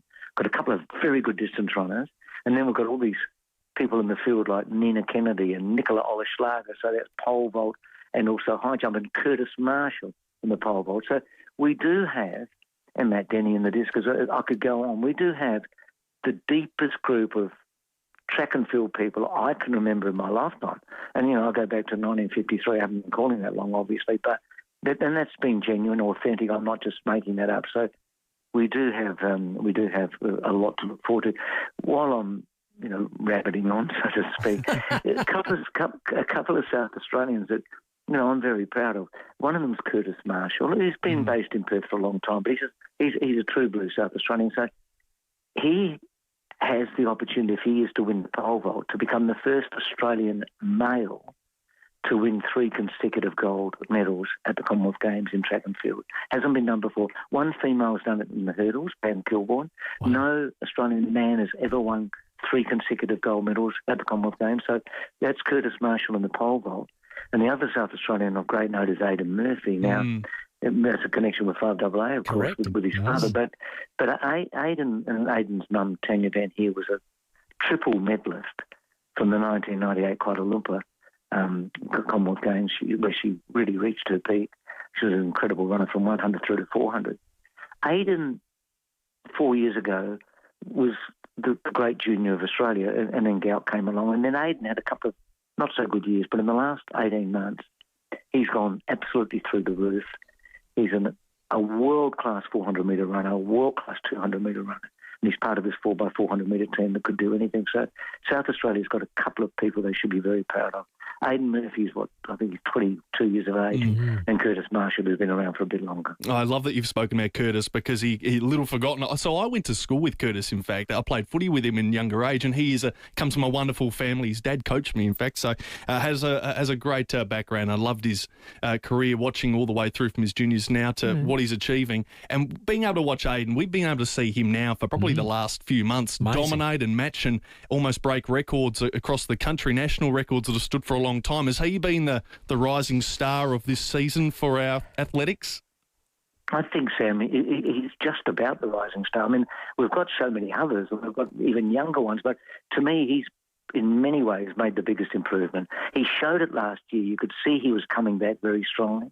But this season, so, he's really concentrated on the 400, slightly more than the 200. So this year he's broken the South Australian record in the 100 metres, which, it was a good run. In the 200 metres, he's taken his best time from 20.42 to 20.41, I think it was, to 19.88. Now that's quantum. That is unbelievable. That 19.88 gets you in the top 6 at the Olympic final. Wow. And then in the 400 metres, he's gone from a guy that was at the start of, 6 months ago running about 45.9 or 46 seconds. He, at the Oceania Championships, ran 44.44 seconds, which is the second fastest Australian ever. The Australian record for 400 metres was set in 1988, so it hasn't been broken for 38 years. Wow. And Aidan got within a few 100ths of a second. And again, 44.44 gets you close to an Olympic final. So his improvement has been quite remarkable, and the sky's the limit. I mean, he will continue to improve. So South Australia's got a fair bit to look forward to. Yeah, good reason to be watching the Commonwealth Games in Glasgow with Channel 7 right there by your side. Gee, you put a fair team together. The commentary team is full of medalists. Yeah, we really have. I mean, to have Arian Tipnis and so she's so fresh off the scene. But in all the sports, I think we've done a great job. Alison Nicholson's going to get this opportunity to call swimming. He's a fantastic football commentator, as we know. I'm going to be working with Tamsin Manu and Dave Colbert, who are just legendary commentators, and we're great athletes in their own right. And then in the cycling we've got Kate and Scotty and et cetera. So we've got all the bases loaded. We're going to have over 40 people in Glasgow on site, and then the rest of the people will be working out of Sydney. And that's great because often these days you do it remotely. We're not doing it remotely with the match board. So that's really important. And look, it's an important Commonwealth Games generically because, Melbourne were going to, or Victoria were going to do them. They pulled out, we know that. And it was disappointing, and we could go on about that, but we've moved on from that. And at that point, it looked as if the Commonwealth Games may not survive, and yet they have. Glasgow put their hand up. It's been going since 1930, the Commonwealth Games, and it's a very, very big part of our Australian culture. So I think this is an extremely important one. And there'll be about 74 countries there. There'll be 74, 75 or 76 countries there. And we're talking in terms of some sports, and particularly netball and athletics. Yeah. We're talking about the best from Africa, the long-distance runners like Kenya and Tanzania and Uganda. But we're talking about the best sprinters now from Africa, Botswana and South Africa. And then we're talking about Jamaica with their sprinting talent. And they've got some incredible young athletes again. And then England, Canada, etc. So, and the Kiwis. It's high-level stuff. So, look, and the swimming team, of course, we know how strong they are. The netballers are going to have their hands full with England and New Zealand, but they'll start favourites, and then we go all the way through cycling and all the other sports. So I'm really looking forward to it. Well, it's only 50 sleeps now. Only 50 sleeps to go to the Glasgow 2026 Commonwealth Games. Bruce McAvaney heading the team up, and can't wait, Bruce. Really appreciate your time, mate. It's been a pleasure, Timmy. All the best to you, and you too, Sam. Bruce McAvaney joining us, and you'll see him on 7 from, of course, July 24. A big Friday that will be heading into the weekend as the Com Games launch over there in Glasgow. It'll be a lot of fun. 22 minutes after 5. Let's check your Adelaide roads. Breakdown to look out for Darlington at the moment. The Southern Expressway near Seacombe Road. Another breakdown at Penfield, the north-south motorway near the Northern Expressway. And a crash at Salisbury East just popped up. Main North Road at Smith Road. Busy Fullerton Road through Dulwich. Slow South Road Mile End with the camera Adams Road Craigmore. Guzmani Gomez's chicken mini meal, a big eats at a mini price. Mini chicken burrito with free range chicken, fries and drink, just $12. Grab yours today at GYG. Adelaide's most accurate traffic on 5AA. The 5AA Sports Show, Rowie and Timmy G. Let's celebrate unique businesses, big and small, with 5AA's Best of SA. Including the Turf Farm. They supply premium instant lawn grown for SA conditions with expert advice and support from start to finish. Don't just get a forklift, get a Toyota forklift. Right now, there's never been a better time to buy a new forklift from Toyota Material Handling. Score great end of financial year deals across a selected range of new Toyota electric pallet jacks and counterbalance forklifts currently in stock, stacked with legendary reliability and productivity, and ready to deliver outstanding end of financial year value. For more, visit toyotamaterialhandling.com.au. Get a Toyota forklift. Terms and conditions apply. Offer ends June 30. Hi, this is Ange from Allianz. My car's been hit. I'm on the side of the highway. We'll take care of the car. But first, are you okay? I'm okay. We know this isn't the call you want to make, but when you do, you'll speak with a team who know exactly what to do next. Is Allianz worth it? I reckon. Allianz. Comprehensive car insurance issued by Allianz Australia Insurance Limited. Before buying, read the PDS, go to our website for a PDS and TMD. Now, Timmy, you know this, and I think just about every Australian knows this. Some of SA's great success stories have all started in a backyard shed, and Olympic Industries is one of those. Well, it's brilliant. If you've ever dealt with Olympic Industries, you will know this. It started as a South Australian family business. It's now one of the state's leading names in sheds, garages and outdoor storage. Now, it's built for Australian conditions. And most of all, it's built to last. Legend says that football was designed in a backyard shed. Oh, the whole concept of the game. Must have been Olympic. Drawn up and everything. Must have been an Olympic shed. It had to be. And for decades, they've been helping South Australians create practical, durable spaces at home, whether it's for work, storage, or a functional outdoor area as well. And right now, there's a sale across the entire range. So if your backyard needs an upgrade, this is the time to do it. Do it now. With a wide range of designs and options, you can create a space that works for you, for now and into the future. Visit one of Olympic Industries' inspiration centres at Para Hills, Paraka, Clarence Gardens or Old Ranella. Or just head to the website, olympicindustries.com.au. Olympic Industries, built to last. Hi, Daniel Talia here, General Manager of Home. That's HAUME. Put simply, we buy homes. If you've received a letter from us in your mailbox, don't throw it away. You may be throwing away a golden opportunity to sell your home at market value. With zero effort, advertising fees or commissions, you'll save thousands of dollars. If you've received a letter from us, it means we're serious about buying your home. For more info, visit home.com.au. That's HAUME.com.au. Harris Scarf mid-season sale is on now. Refresh your bedroom for less with 40 to 60% off a huge range of full-price quilts and quilt cover sets. But hurry, sale ends soon. See conditions online. Harris Scarf, great brands, great prices. CMAX Clinical Research is investigating a potential treatment for people who experience psychosis associated with dementia and Parkinson's disease. If you're aged 18 to 55 and generally healthy, you could be eligible to participate in this study. Spend 4 nights at CMAX in Adelaide CBD. Attend 1 follow-up visit, complete 1 phone call and get paid for your time. Your participation could help advance brain health research. Ready to make an impact? Apply today at cmax.com.au. The 5AA Sports Show with Rowie and Timmy G. Oh, ball in. Shine Afridi off to a very, very lucky start, but Pakistan will take it. That was the wicket of Alex Carey on the very first ball last night's second one-dayer over in Pakistan. He got out chopping the ball on from about a metre outside his off stump. You can get unlucky. Yeah. That ball just sat up. I reckon it was really slow, and Alex, I think, was already through. And it clipped and just then slowly, in slow motion, bounced onto his stumps. Yeah, what a shame for him. But hey, we won the game anyway. We've levelled the series 1-1, and Nathan Ellis had a great game, 4 wickets for 33. So congrats to our Aussies. They play the third one tomorrow over in Pakistan, 27 after 5. Very soon, Jimmy Bartell to join us, but we are taking your calls, 8223 0000. To Evanston Gardens we go. G'day, Paul. G'day, Sam. G'day, Timmy. Hey, Paul. Timmy, it was lovely that you mentioned the Who Do You Think You Are episode with Bruce. And I watched that the other night. It was incredibly powerful, very emotional. Yeah.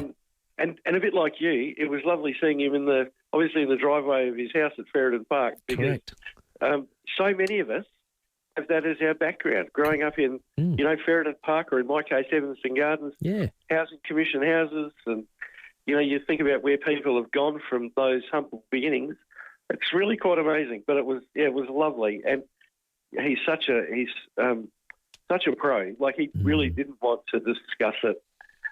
It wasn't about him; it was about the Com Games. But correct. God, I'd love to sit down and spend half an hour talking to him about that show, mate. It was awesome, Paul, and I think the bit that got him every time was when he went back to his mum. And absolutely, yeah, that was the bit that got him the most. And he said, "The thing I'll regret is not having them around to enjoy it and to go back with me." Yeah, so it's an amazing show. I love it. I've been sort of trailing my way through it, and every person you come up against, Paul, you see him in a different light, I reckon. They've all got stories, Tim, haven't they? Yeah. And we would have the same sort of stories. We're just not prominent enough to get the attention. But, everybody's got a story, mate, haven't they? Spot on, mate. Hey, thanks for the call, Paul. Really appreciate it, and I'm glad you enjoyed it as much as I did. You can watch that on demand if you want to SBS see on demand. How good's that? Hey, another thing that's on SBS on demand and will be throughout the FIFA World Cup is Cup FIVEAA, which is hosted by, of course, Ed Cavalier and Santo Chilaro. Correct. And Santo has been a part of so many legendary Australian comic classics. They did the Working Dog productions. They did The Castle, of course, which is legendary, but they go right back to shows like The Panel back in the 90s and but then even prior to that, he was in a comedy sketch show called The D-Jam back in the 80s, and he's still doing so many things today. They co-wrote Thank God You're Here. Yes. Things like that. So it's such just great programs. Legendary Australian comics, no doubt about that. Stuff like Utopia, Frontline, of course, just goes on and on. This is why it's going to be so good watching Cup FIVEAA once it starts. So that's all coming up. We'll talk to Santo later in the program at 6. So just looking forward to that on the program. We have 5:30 headlines coming up as well, and Jimmy Bartell coming up next, and Riley O'Brien with Crows team selections in the next half hour. Rowie and Timmy G, the 5AA Sports Show. I've got it on good authority that One Nation has more rank-and-file members in South Australia now than the Liberal Party. David Penberthy and Will Goodings. I'm not making that up. Yeah. Apparently the Liberal Party's got about 3,000 members now, and that's all based on rumour and innuendo. 5AA Breakfast. Tony Abbott, though, was on the record as the new president saying that the membership is in crisis. Adelaide's leading breakfast show. Fallen below 80,000 nationally. Weekdays from 6 a.m. on 5AA. Always Adelaide.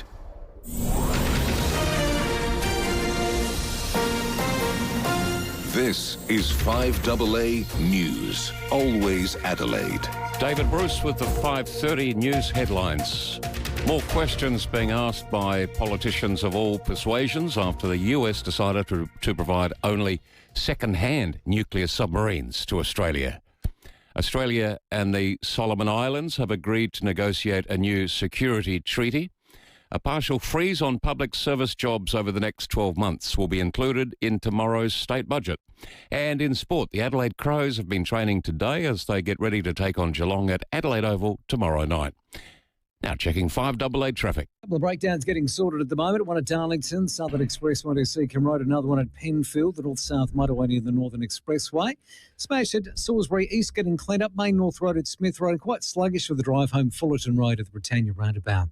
Camera, Anderson Walk, Smithfield Plains. Get ahead of winter with Origin's comfy credit offer, plus enjoy rewards just for being a customer, like savings on shopping, fuel and more. Search Origin by June 30. T's and C's apply. Adelaide's most accurate traffic on 5AA. Tomorrow's forecast, showers easing 15 the top, 10 the overnight low. Currently, it is 14 degrees. We'll have more news at 6 on 5AA. Always Adelaide. Finding your next Volkswagen? That part's easy. At Mawson Lakes Volkswagen, the end of financial year Unlocked event has drive-away deals racing out the door. There's a huge range of new and demo Volkswagens ready for delivery right now. Plenty of colours, plenty of options. On-site finance, next-day servicing. But it won't last. So if you've been waiting, this is your moment. Get an end of financial year drive-away deal before it's gone. Mawson Lakes Volkswagen, just a short drive from the city. Hey, are the onions done? Not long now. For over 12,000 South Australians, the most important meal of the day is from Meals on Wheels. How's the soup coming along? Behind the meals and behind the wheels are our wonderful volunteers, like our cooks who make the delicious three-course meals for our customers. Amanda, hello. If you love cooking, we could do with you. Smells delicious. Become a volunteer today and help us keep the wheels turning. See you tomorrow, Chris. Visit mealsonwheelsa.org.au for details. Tiles and grout, they're an open invitation for mould. You can scrub and seal it, but it'll be back. Installing Mr. Wet Wool is a smarter option, and you can lay it over existing tiles. Mr. Wet Wool beats the look and maintenance of tiles hands down. No grout, no mould, and completely waterproof. Mr. Wet Wool takes half the time to install. It means your costs are kept down. So why wouldn't you, Mr. Wet Wool? Take a look at MrWetWool.com. A lot can change in a single moment. A cancer diagnosis, medical results you never expected. But breakthroughs begin with moments too. Thursday, June 11, support the Hospital Research Foundation Group's Giving Day and help fund life-changing medical research to find cures and improve care in SA. For 12 hours only, every dollar donated before 9 p.m. will be doubled. Twice the impact, twice the support for life-changing medical research in South Australia. Donate now at givingday.hospitalresearch.org.au. There's one sign on Doothie Street, Unley, you must see. It's the Kirkbride seafood sign. It changes daily, from fresh crays to Atlantic salmon, King George whiting, garfish and SA King prawns. All sustainably fished and processed on-site at Kirkbride Seafood. Not some faraway factory. It's a good sign that you're getting the best you can get, and so close to the city. See what's on the sign today. Kirkbride Seafood, Doothie Street, Unley. kirkbrideseafood.com.au. Rowie and Timmy G, the 5AA Sports Show.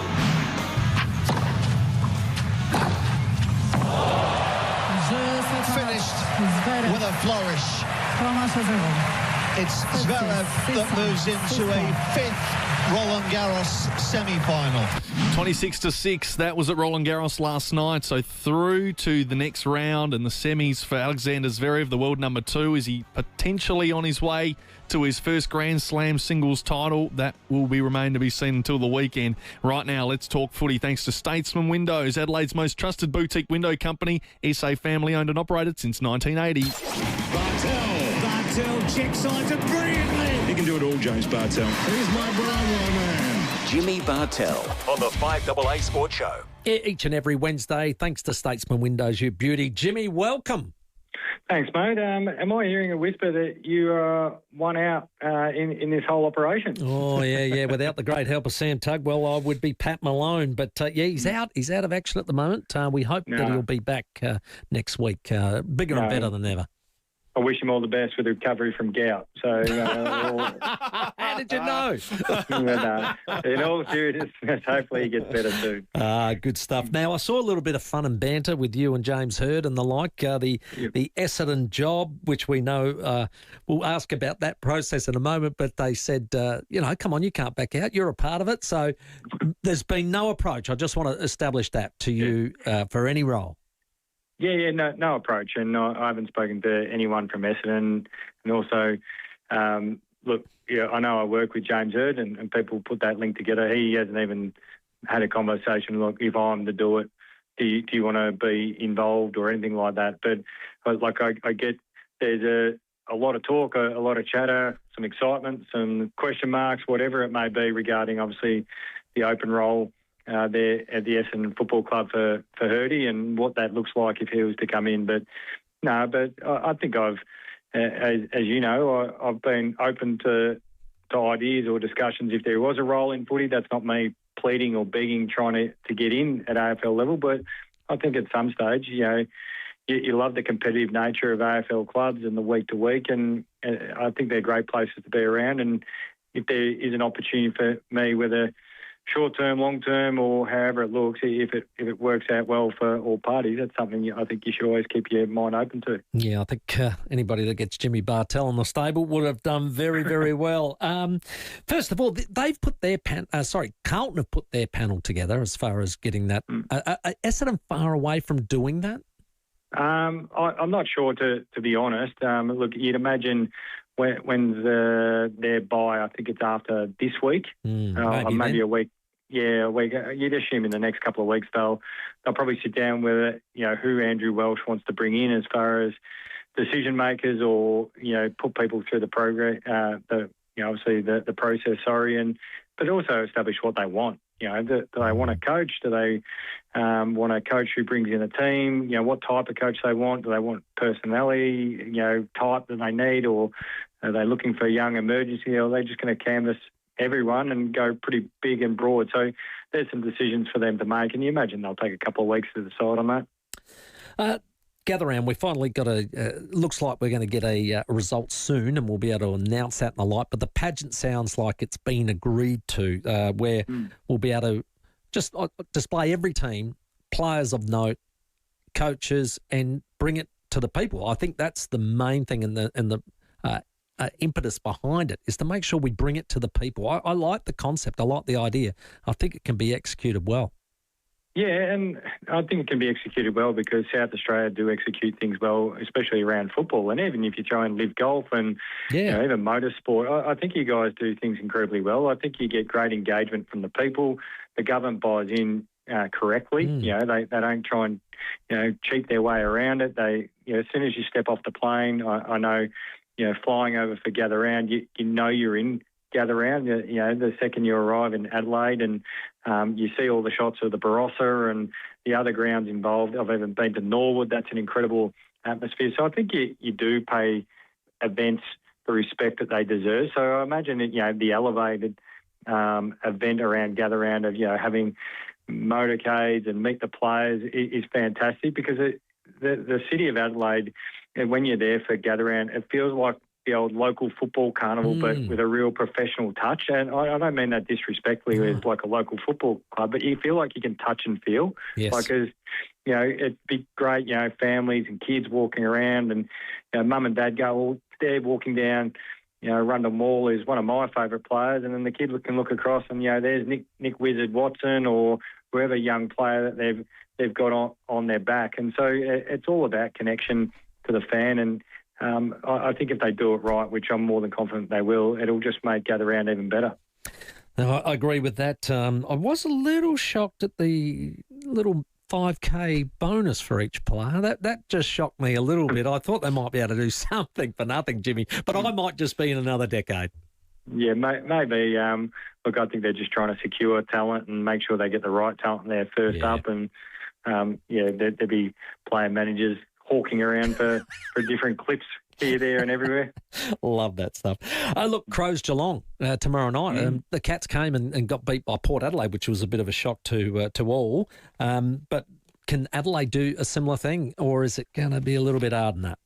No, I think Adelaide can, and I think there's opportunities against the Cats, and McAndrew plays an important role, and whoever then pinch hits in the ruck behind him, because you got to take territory off the Cats, and you got to take territory from clearance and centre bounce in particular, because you think back to Port Adelaide, Big Sweetie and these guys who were able to get up and over young ruckmen, in Edwards, or if it's Blitzarves doing the ruck, or whoever the Cats roll with in those ruck battles. And the next step from that is, can you use forward handball? So the Cats are always really well structured behind the football. Yep. Now the battle is, imagine the Cats back six who like to stay in position, and then you've got that big gap, and then you've got the stoppage or the centre bounce. It's that space in between where sides can get a hold of the Cats. So you think to Port Adelaide, that's Butters bursting through. That's the likes of a Horn Francis or any other player running and carrying through that space, and that's where you can catch the Cats out. I always go back to the grand final.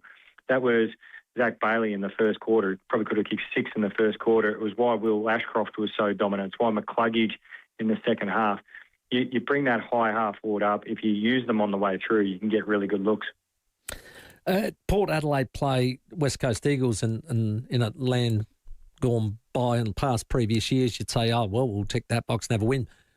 Port couldn't beat them at home. So, I've seen market improvement in the Eagles, which you'd expect after the years they've been at the bottom. But I reckon it's going to be a hard one for Port to get the points over there.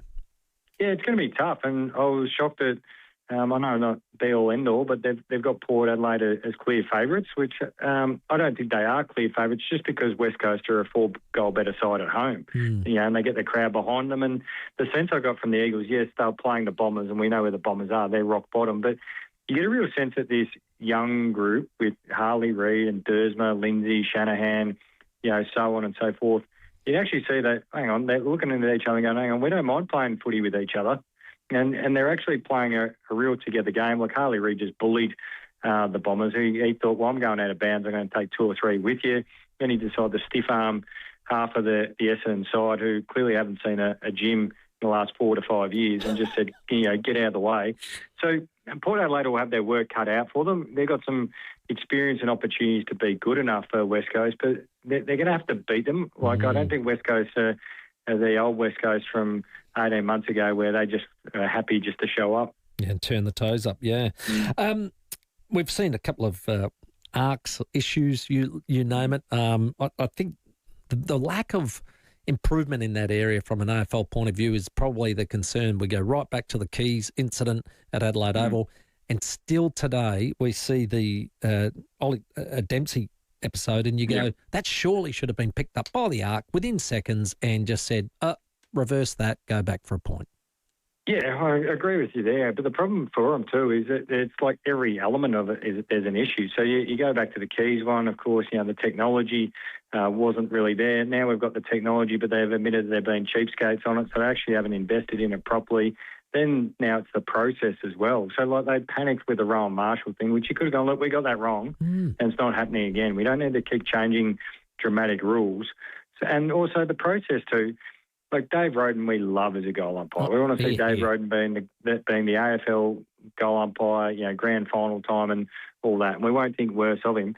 But he got it wrong. Like, seriously, like it'd be as simple as saying, hey, umpires, if you get knocked around or you fall over, we're just going to review it to protect you. Yeah, correct. Like, and then also the central umpire was on the scene who runs up and he wants to say all clear, go, hey, D-Rod, you're falling over there, I'm going to send it up, okay? Spot I'm on. just looking after you. It's not hard. Looking after you. Yeah. And that's probably the bumper sticker that they need when they head into AFL House. It's not hard. No. Just keep it simple. Keep it simple, and that's what you do every Wednesday, Jimmy. Really appreciate your time, mate. Thanks very much, and we'll do it all again next week. Anytime. Send a bunch of flowers and some chockies to our man, please. Already done. See you, mate. That's Jimmy Bartell. All thanks to Statesman Windows, Adelaide's boutique window company, trusted by the best builders in Adelaide.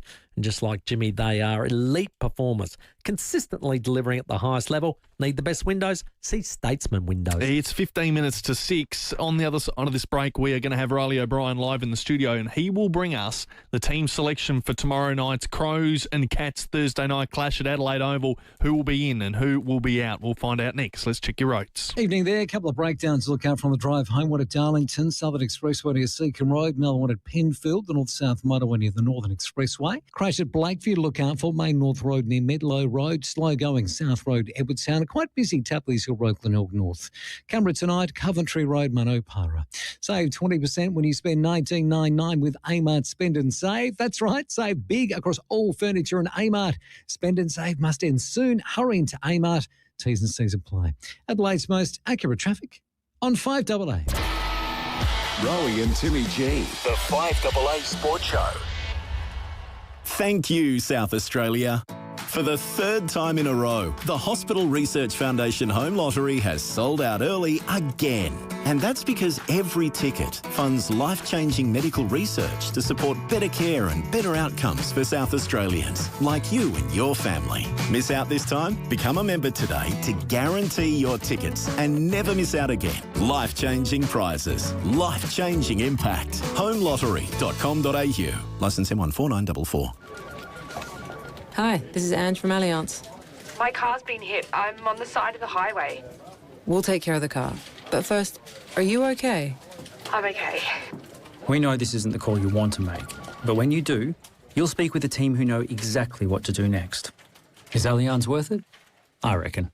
Ah, Allianz. Comprehensive car insurance issued by Allianz Australia Insurance Limited. Before buying, read the PDS, go to our website for a PDS and TMD. Hi, Bronte Manuel from Toop and Toop. Toop and Toop has been named Australia's #1 large residential agency of the year at the Real Estate Institute of Australia National Awards. It's a proud moment and a reflection of more than 40 years helping South Australians buy and sell property with trusted advice, strategic expertise and exceptional results. As a family-owned agency, we're incredibly grateful to our clients and community for placing their trust in Toop and Toop since 1985. To learn more, visit toop.com.au. When you're gone, who gets the things that tell your story? Like the classic car you've kept immaculate, the beach shack filled with family memories, or the record collection from your youth. If you don't plan now, it could get messy. Donlan Lawyers specialise in wills and estate planning. From the simplest to the most complex, Donlan Lawyers will give effect to your wishes. For wills and estate planning, visit donlanlawyers.com. Hindmarsh Square, Adelaide, and Ocean Street, Victor Harbour. You can rent a little, you can rent a lot. Whatever you're doing, wherever you're going, you can rely on Red Spot to get you there. We're the all-Aussie family-owned car rental company in airport terminals and cities across Australia, with a new fleet and plenty of hybrid options too. Experience the exceptional service that earned us Product Review's 2026 Car Hire Service of the Year. Book direct and save now at redspot.com.au today, or call 1300 66 8810. Red Spot. At Nurse Next Door, we believe in making lives better by helping families stay close when it matters most. If someone you love is nearing end of life, the government's Support at Home End of Life Pathway provides up to $25,000 in funding for intensive care at home. Nurse Next Door is registered to provide this support, helping you access funding so compassionate care can be delivered at home. Find out more at nursenextdoor.com.au. Eligibility criteria apply. The 5AA Sports Show with Rowie and Timmy G. At 11 minutes to 6 on this Wednesday night, very soon, Santo Chilaro is going to join us ahead of his show Cup Fever, which will be on SBS during the FIFA World Cup. Matt Doldig as well from the Sample after 6 o'clock. But right now, another Bioban Swear Jar pledge is Riley O'Brien swears to deliver the latest Crows news and insights. And with the team for Thursday night football imminent in about 30 seconds, we're going to get it from him. Crows big man Riley O'Brien. You up the OG! Riley O'Brien! On the 5AA Sports Show. Hello and welcome, Riley. G'day, boys. Feels a little bit lonely in here this afternoon. It's a little lonely, but I noticed you jumped straight in his chair. I have taken over the chair. It's a little bit low for me. A bit of different size I am to Rowie, but miss him. You can't get your legs underneath that table, can you? Yeah, Rowie's don't touch the floor, but I know that feeling. Don't worry. Do you have the confidence enough to release the team before it comes out in 20 seconds? Well, I think one is already known, the debutant who's coming in. So he's obviously only been at the club for about 7 or 8 days. That was an exciting little moment. Yeah, it's amazing. Yeah. Obviously, he doesn't even know everyone's name at the club, but his ability to come in and he's impressed. And they've obviously seen a lot of his footy this year at VFL level. Yeah. And, do you think it helped that Isaac Cumming didn't come up with that hammy and it was like, halfback, breaking lines, kicking well, here's a chance? Yeah, that probably opened the door for him in terms of that with Isaac going down, and then Mitch Hinge played really well in the sample last week but rolled his ankle and only played a half in the end. So I think they want to see him get a full game under his belt. He had a really interrupted year, and so he's got his opportunity, which is really exciting for him. We call him Genghis Khan. Oh, that's good. That was quick. Yeah, that is good. Very quick. Yeah, it'd be good to have him in there, and then Sammy can run through the teams. All right, well, the teams are in. 2 changes for Adelaide. Hugo is one of them. Tex is the other, as we expected from the sample, and Thilthorpe and Rankin both out of the side, as we knew for a while. So that's easy for the Crows. Jack Martin, Jack Bowes and Ollie Wiltshire are going to come in for the Cats in their 3 changes.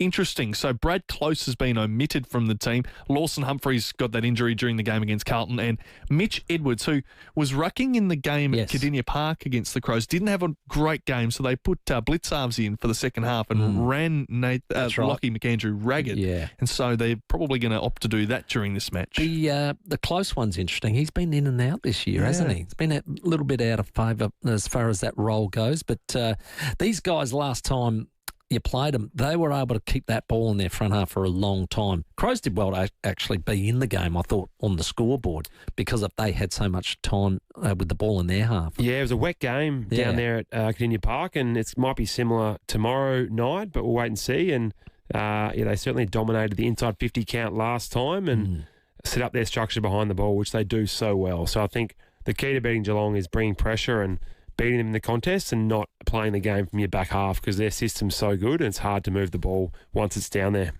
Yeah, and we were just talking about the back line because we had a little snippet from Gettable, was it, about both Jordan Butts and Nick Murray? Yes. Let's play that, actually. We'll have a listen. I think there's also an interesting situation developing at Adelaide with Jordan Butts. He's had this 4-year deal on the table for him for some time, hasn't yet signed that. The Western Bulldogs have been in the mix for Jordan Butts. I'm also of the understanding that North Melbourne is well and truly in the mix for Jordan Butts as a potential free agent option to help solidify their backline. But I think the intrigue around Butts' situation extends to Adelaide more generally, particularly when Mark Keane returns from injury in the next couple of weeks. So Jordan Butts, Nick Murray, James Borlase, they've all been in and out of that side at different times over the last 18 months. I think if Butts does ultimately re-sign, then attention from rival clubs will turn to Nick Murray, who's got a couple of years left on his contract at Adelaide, and whether or not he could potentially be prized out of the Crows. And then the Crows become an interesting one if they do lose one of those free agents, and do they become a suitor potentially for Charlie Ballard? I think all the pieces could be connected there, and it all relates to around what Jordan Butts potentially does.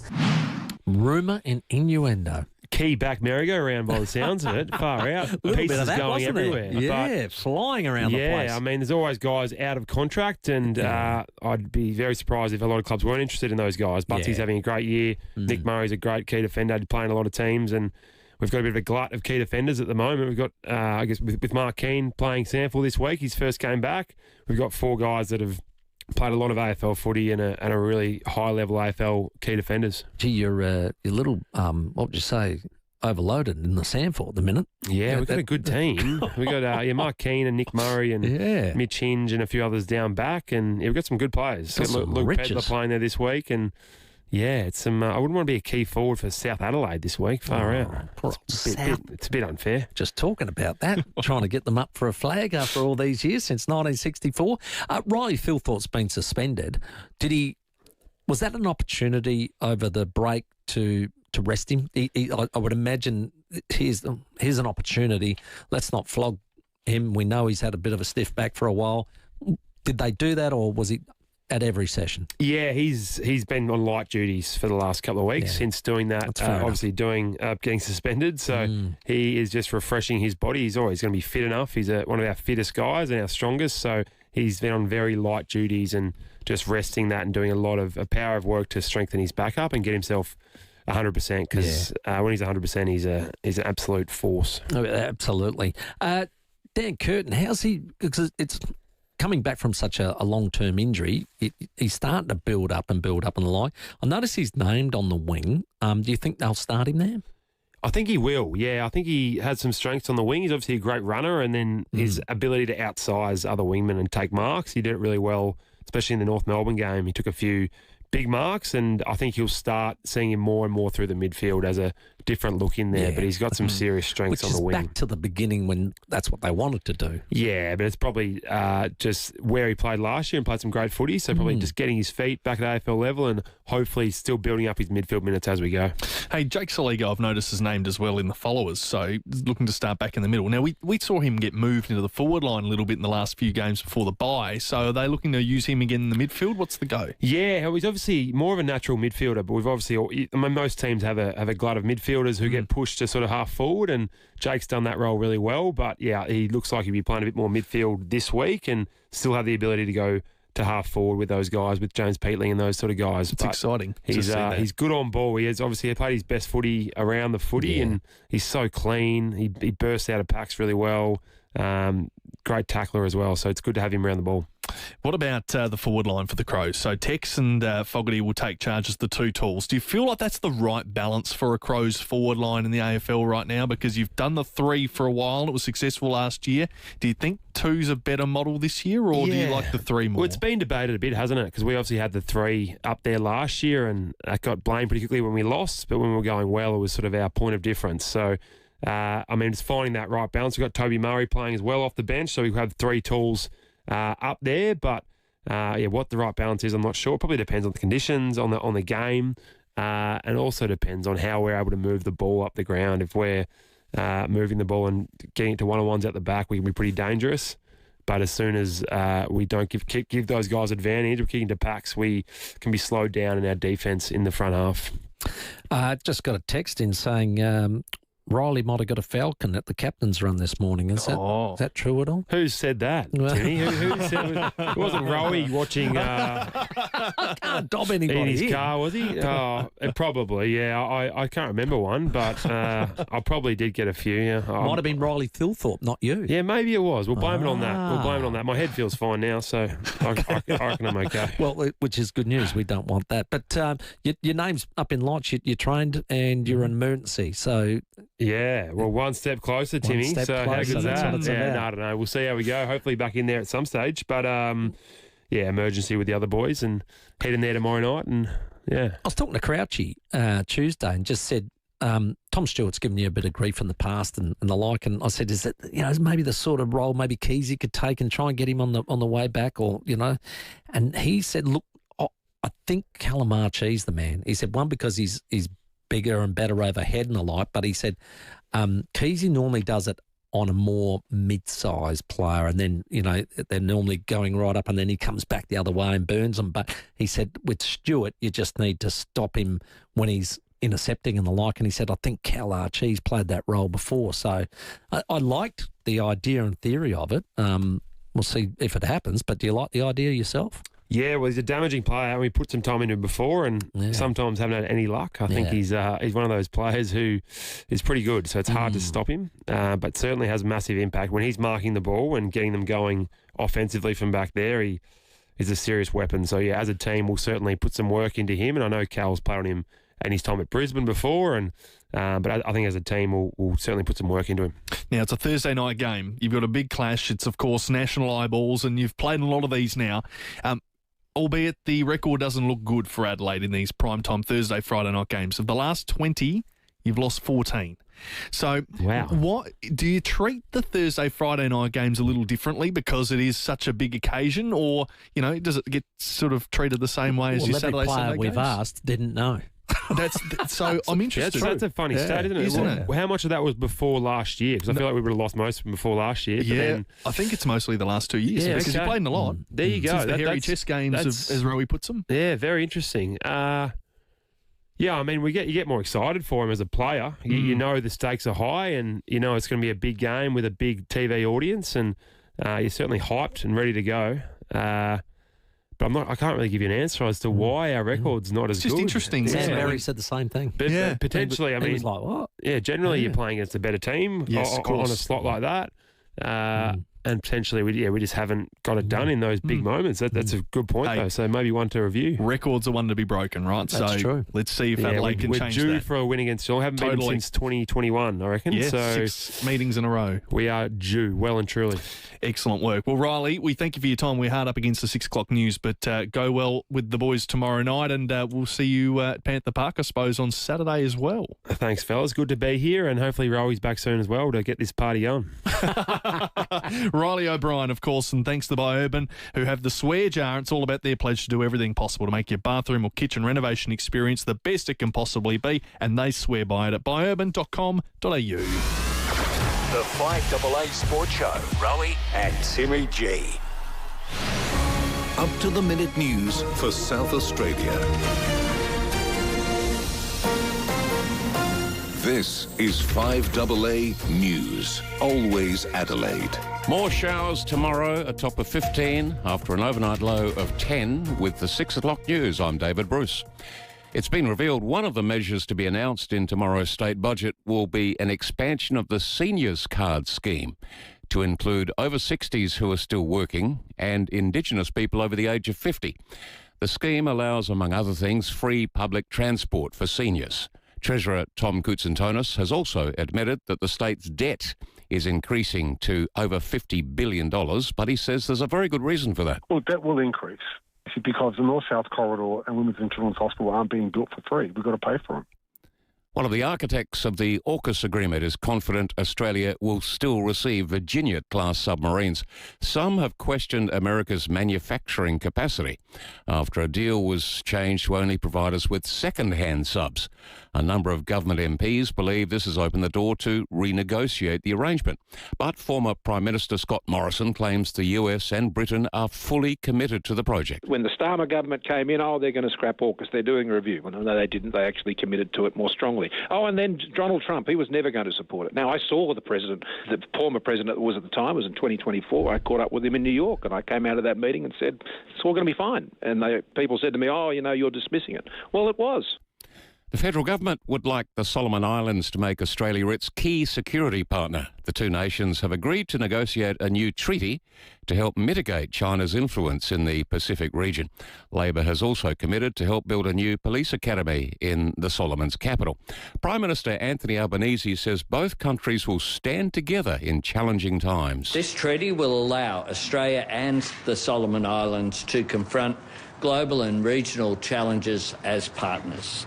This is a significant body of work, and we've asked our foreign ministers to lead and drive this forward. Federal Parliament turned into a rabble today with MPs on both sides adding to the mayhem. The Speaker of the House had his hands full, but Milton Dick took no prisoners and even had a go at Deputy Prime Minister Richard Marles. So if everyone can just show a bit of respect and courtesy to each other, we'll deal with one thing at a time, instead of this constant bickering and yelling over each other. It's unbecoming, and I won't have it in the House. Deputy Prime Minister, I just told you not to do that, and I told you not to mention the opposition. You're defying me. If you do it again, I will sit you down. Specific batches of Nature's Own supplements are being recalled nationwide over glass contamination fears. There are concerns the affected glucosamine and magnesium bottles pose severe injury and swallowing risks. Customers who bought the products sold since May are urged to return them for a full refund. If you ever get hungry after a few drinks, University of Sydney researchers can tell you why. They found that alcohol triggers a hormone that increases your appetite for protein, and that tricks the brain into craving savoury flavours. But instead of healthy protein, we often reach for processed foods like chips or pizza. They don't satisfy the craving, so we eat too much of them. Researchers suggest swapping the chips for real protein snacks, like roasted chickpeas. Now turning to 5AA Sport. Whether your block's the size of Adelaide Oval or the Gold Square, customise your build with Sterling Homes. Collingwood's Bobby Hill has taken a step towards his return. He's back training after a lengthy stint away for personal reasons. Meanwhile, in a touching tribute to Neil Danaher, the Pies will have a special guest for the Big Freeze Monday at the MCG. They've invited former NRL player Jai Arrow, who was recently diagnosed with MND, to toss the coin. Magpie Isaac Quaynor spoke of Neil's pre-game address. It's something really special. Definitely at Collingwood we get to play in a lot of big games, but this is probably right at the top of the cake. Big inclusions for the Western Bulldogs ahead of Friday's blockbuster with Hawthorn at the MCG. Tim English is back in the ruck and Cody Waitman will play his first game in almost 2 years after a persistent knee injury. Cricket Victoria expects Cricket Australia to approve the sale of its newly available second Big Bash licence following the Melbourne Stars and Renegades merger. And Arina Sabalenka is in quarter-final action tonight at Roland Garros. She becomes the first woman since Serena Williams to reach the final 8 in 14 consecutive majors, a feat last achieved 20 years ago. Now checking 5AA traffic. At Salisbury, east a crash to look out for Main North Road at Smith Road. Blakeview, big delays there with another collision. Main North Road at Medlow Road. Another crash at Netherby to keep in mind. Fullerton Road near French Street. Camera tonight, Halsey Road, Elizabeth East. Gear up for less this long weekend at Anaconda. Get 50% off selected jackets and vests by Mountain Designs and Cape. See online for terms and conditions. Pay less to play more at Anaconda. Adelaide's most accurate traffic on 5AA. Now, the latest forecast. Showers tomorrow, 15 the top, 10 the overnight low. A shower or two on Friday, up to 17. A shower or two clearing on Saturday, 17. And then sunny with a top of 19 on Sunday. Currently, 13 degrees. Now, let's hear what's happening on 9 News tonight. Thank you. I'm Brenton Rackless. Tonight, trees down, homes and playgrounds inundated. Now the clean-up after Adelaide's wild weather. Could AI chatbots be included in Australia's social media ban? A murderer goes to court over his right to Vegemite. And the Crows close in on poaching a premiership star. Don't worry, you haven't missed the news. Start over on 9 now as soon as you're home. At Kia, the Tasman Ute is ready to move with exceptional value across all 2025 models. Starting from $59,990 drive away for the Kia Tasman X-Line Dual Cab. Yes, now $59,990 drive away. All backed by Australia's first and still best 7-year warranty. Hurry, now's the time to make your move. Terms and conditions apply. Visit your local Kia dealership now. The Kia Tasman, ready to move. Kia, movement that inspires. You may have heard Rowie and Timmy talking about Matt from Avis Truck Rental Adelaide. He runs the depot and he's big on helping people out. If you need a vehicle to move things or people, Matt has it covered. From single and dual cab utes, 4x4s with canopies and tray tops, to small and large vans and 12 to 22 seat buses for short or long-term hire. Ask for Matt's 5AA mates rates. Visit avis.com.au or call 8241 5200. You don't need a brand new kitchen to feel like you have one. Dream Doors Kitchens Adelaide are the kitchen facelift experts, helping families right across SA transform tired kitchens for around half the cost of a full renovation. It's the same layout, just beautifully updated with premium finishes backed by a 10-year warranty. Plus, their in-house designers work with you to get it just right. Visit dreamdoorskitchens.com.au, a smarter way to love your kitchen again. Here's another top tyre tip from Tyre Power. We all want to get more kilometres from each tank. Did you know that your tyres can affect your car's fuel efficiency? Always make sure your tyre pressure is right and that your wheels are properly balanced and aligned. If in doubt, give the experts a shout at Tyre Power. It's just another way Tyre Power is helping you save. Visit tyrepower.com.au or call 132191 for your local independent owner. Do you know what really keeps your Royal Flying Doctor Service in the air? You. Without you, the Royal Flying Doctor Service can't save lives. Without you, our remote communities would be left alone, without hope, thousands of them. From newborns to seniors, motor vehicle and farming accidents, any medical emergency, no matter where you live, work or play. For the people and the life you love, keep the Flying Doctor flying. Show your support. Donate today. Visit flyingdoctor.org.au. Streaming live via the 5AA Player app on DAB Digital Radio and on 1395 AM. This is 5AA, always Adelaide. The 5AA Sports Show with Rowie and Timmy G. 9 minutes after 6 here with Rowie on the sick list this evening. We are taking your calls during the program, and 5AA Best of SA is coming up and celebrating great brands around our state. And today we are celebrating WEA for face-to-face learning you will genuinely enjoy. There's something for everyone at WEA. They're amazing. Visit wea-sa.com.au and for your chance to win a $100 WEA voucher and 2 tickets to Best of SA, 8223 0055. Call in right now. Well, 1 month to go. Can you believe it? SBS reveals its expansive FIFA World Cup coverage for 2026. The lineup is unbelievable. And I'll tell you one that I'm really excited about is Cup Fever. Now, a man responsible for such classics in Australia as the D-Gen, Late Show, Frontline, Utopia, The Dish, The Castle, it goes on, but my favourite, Barge Ass. Yes. Legendary Santo Chilaro, welcome. How are you? Look, I thought you left out All Aussie Adventures, and I thought, hang on, I want All Aussie Adventures, and then you've gone to Barge Ass, and then I started feeling ashamed of myself. Then I'm going, hang on, I'm responsible for two of the oh my God! Some of the highest brow comedy and some of the lowest brow comedy. Let me tell you, Graham and the Colonel and things. I left so much out there, Santo. It's just incredible. Lowbrow is exactly what you described. And you know what? I guess the lower the brow, the strangely more proud we are of them. It's so weird. So the people say, classic. What's your favourite project you've ever done? And expecting either the Castle or whatever, The Dish or something like that. And I sit there and go, quite honestly, I think it's Funky Squad. And people go, what even is that? And it's almost too embarrassing to say. No, it was a show that we did in the 90s, which was a throwback from the 70s. Yes. And they had no jokes in it. It was just people basically doing cliches from the 70s. Classic. And so we have this sort of strange little sort of subversive thing in our heads that you don't really want to hear about the ones that really hit the note. You want to hear the niche ones, those little niche ones. Yeah, classic stuff, mate. But you've always had fun with what you do, and I would expect we're going to get this in the SBS Cup Fever coverage when you guys summarise the whole thing. You and Ed Cavalier, of course. Yeah, Ed Cavalier and I are doing it now. Cup Fever we first did Cup Fever in 2010 with Sam Pang, and in fact I think that was Sam. Wow. Pretty much his first gig on TV, and we've been doing it ever since in whatever kind of iteration that it's come up in. So it's been Sports Fever on Channel 7. It's been Total Football on Fox Sports. I remember we went on radio once when I think Ed was away. It was just Sam and I doing Going for Bronze or something like that. So we've always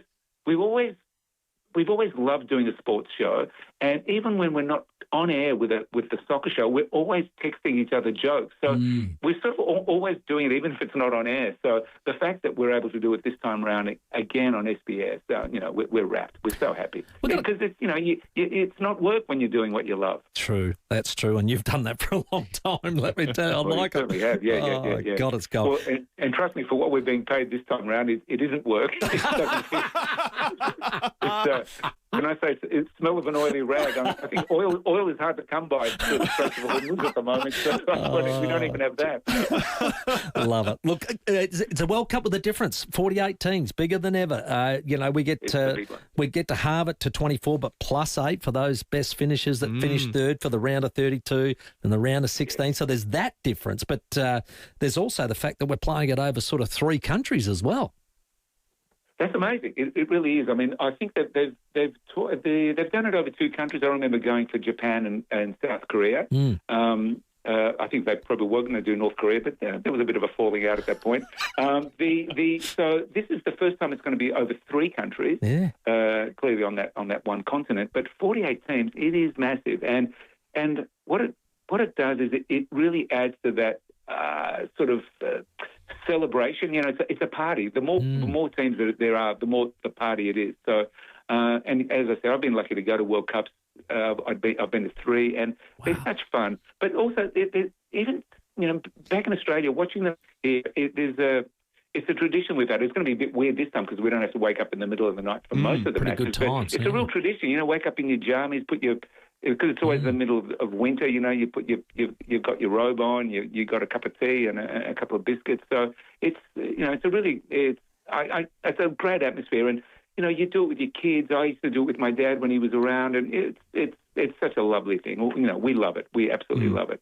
Santo, I love the themes that you guys cover during the World Cups when you get to do these programs, and you find the niche things. Now, last night we read a story on the show around the alcohol banning at the 75th minute of every game during the World Cup coming up. Now, surely you guys will be investigating something as ridiculous as that. Well, I don't know.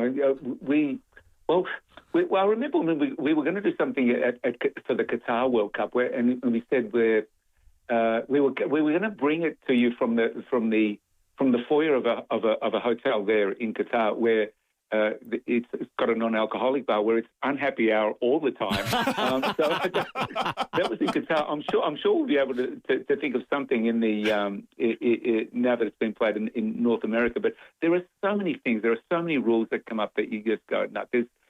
Every time you sit there and go, hang on, it's a live show. How are we going to come up with stuff every night? Stuff comes up. It comes up. There's a million things that come up. So we cannot wait to get our teeth into it. And it's a vodcast, so people out there probably don't really know what a vodcast is. A video podcast, so it's a bit of a different format to a generic TV show. So tell us about how the format of the program looks like and where can we find you? Mate, you're talking to a dinosaur. I've got no idea what a vodcast is. You're doing it. I'll tell you. Apparently, I'd be wrong to say that it's on the way. I think the way people watch now is it's the same way you watch an Olympics, or it's the same way you watch a Wimbledon or something. You go. It's all on demand. You've got a wall of stuff that you just pick and choose. I want to watch the Cape Verde game, or I want to watch the Cameroon game, or whatever. So you basically pick and choose your own thing, and we're on SBS On Demand, so you can just choose our channel. We'll also be on SBS Sport YouTube, our own YouTube channel. We'll be on the SBS Viceland during the broadcast as well. So you can certainly find us on SBS. So it's a different episode every day. It drops at 7:30 every night. It's live. It's in front of an extremely small audience. We're calling it our starting 11. So it's what we thought. I mean, television's gone so big these days. All the big shiny floor shows, and we thought, if you really love your football, you're going to find something intimate and something that really connects with you. So we thought, let's take it right back. Let's bring it back to its bare bones. It's 2 people who absolutely adore the sport, who absolutely adore the tournament, and enjoy having a bit of a laugh with it. So we've gone down the shallow end of the pool. It's certainly not a big show. It's the way we love it.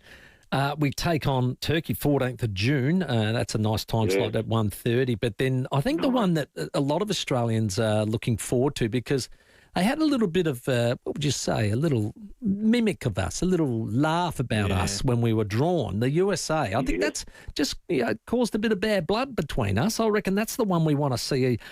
If the Aussies going to win anything, we want to win that. And you know what I mean? We know from Aussie rules and everything. You want a bit of that niggle, don't you? You want to hear someone have a go at you, say, "Oh, okay, is that what you think?" Because that's the one thing that we've got up. In fact, now we've got a couple of things up our sleeve, to tell you the truth.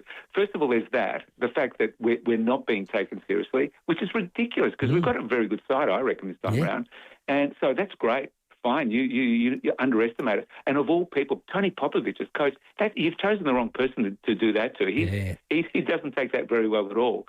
But the other thing is that I think that the heat is going to play a big part. Overnight, New Zealand lost to Haiti, and they lost badly. And I reckon they just didn't handle the heat in Florida. So I've spoken to a few of the players, quite a few of the Socceroos, and they reckon they're ultra fit. They reckon they're fitter than when they were playing with their clubs. Yeah.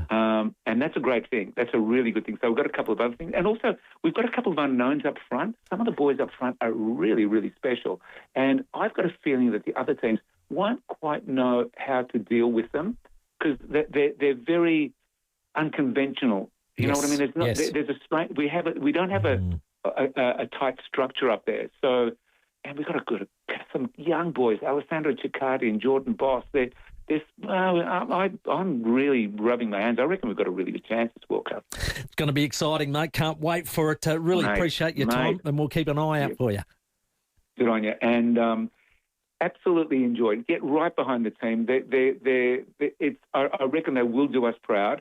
And the good thing about this time, Italy's not there. I mean, that's a bit sad that Italy's not there. So it's so good that I can give my 100%, 120% to the Aussies this time round. I love you, mate. You're always Australian to us. Don't worry, though. Appreciate your time, Santo. Thank you very much. Good on you, Tim. Good on you, Sam. Cheers, boys. Bye. That is Santo Chilaro. He's got Cup Fever on SBS, absolutely. SBS On Demand is the best way to go and find it. Yes. A bit of a wrap. Drops at 7:30 every night. You'll absolutely love it. We'll be following it. Oh, yeah. And go you Aussies. It's going to be awesome. 20 after 6 on this Wednesday very shortly. We're going to speak to the GM of football at the Sample, Matt Doldig. The 5AA Sports Show, Rowie and Timmy G.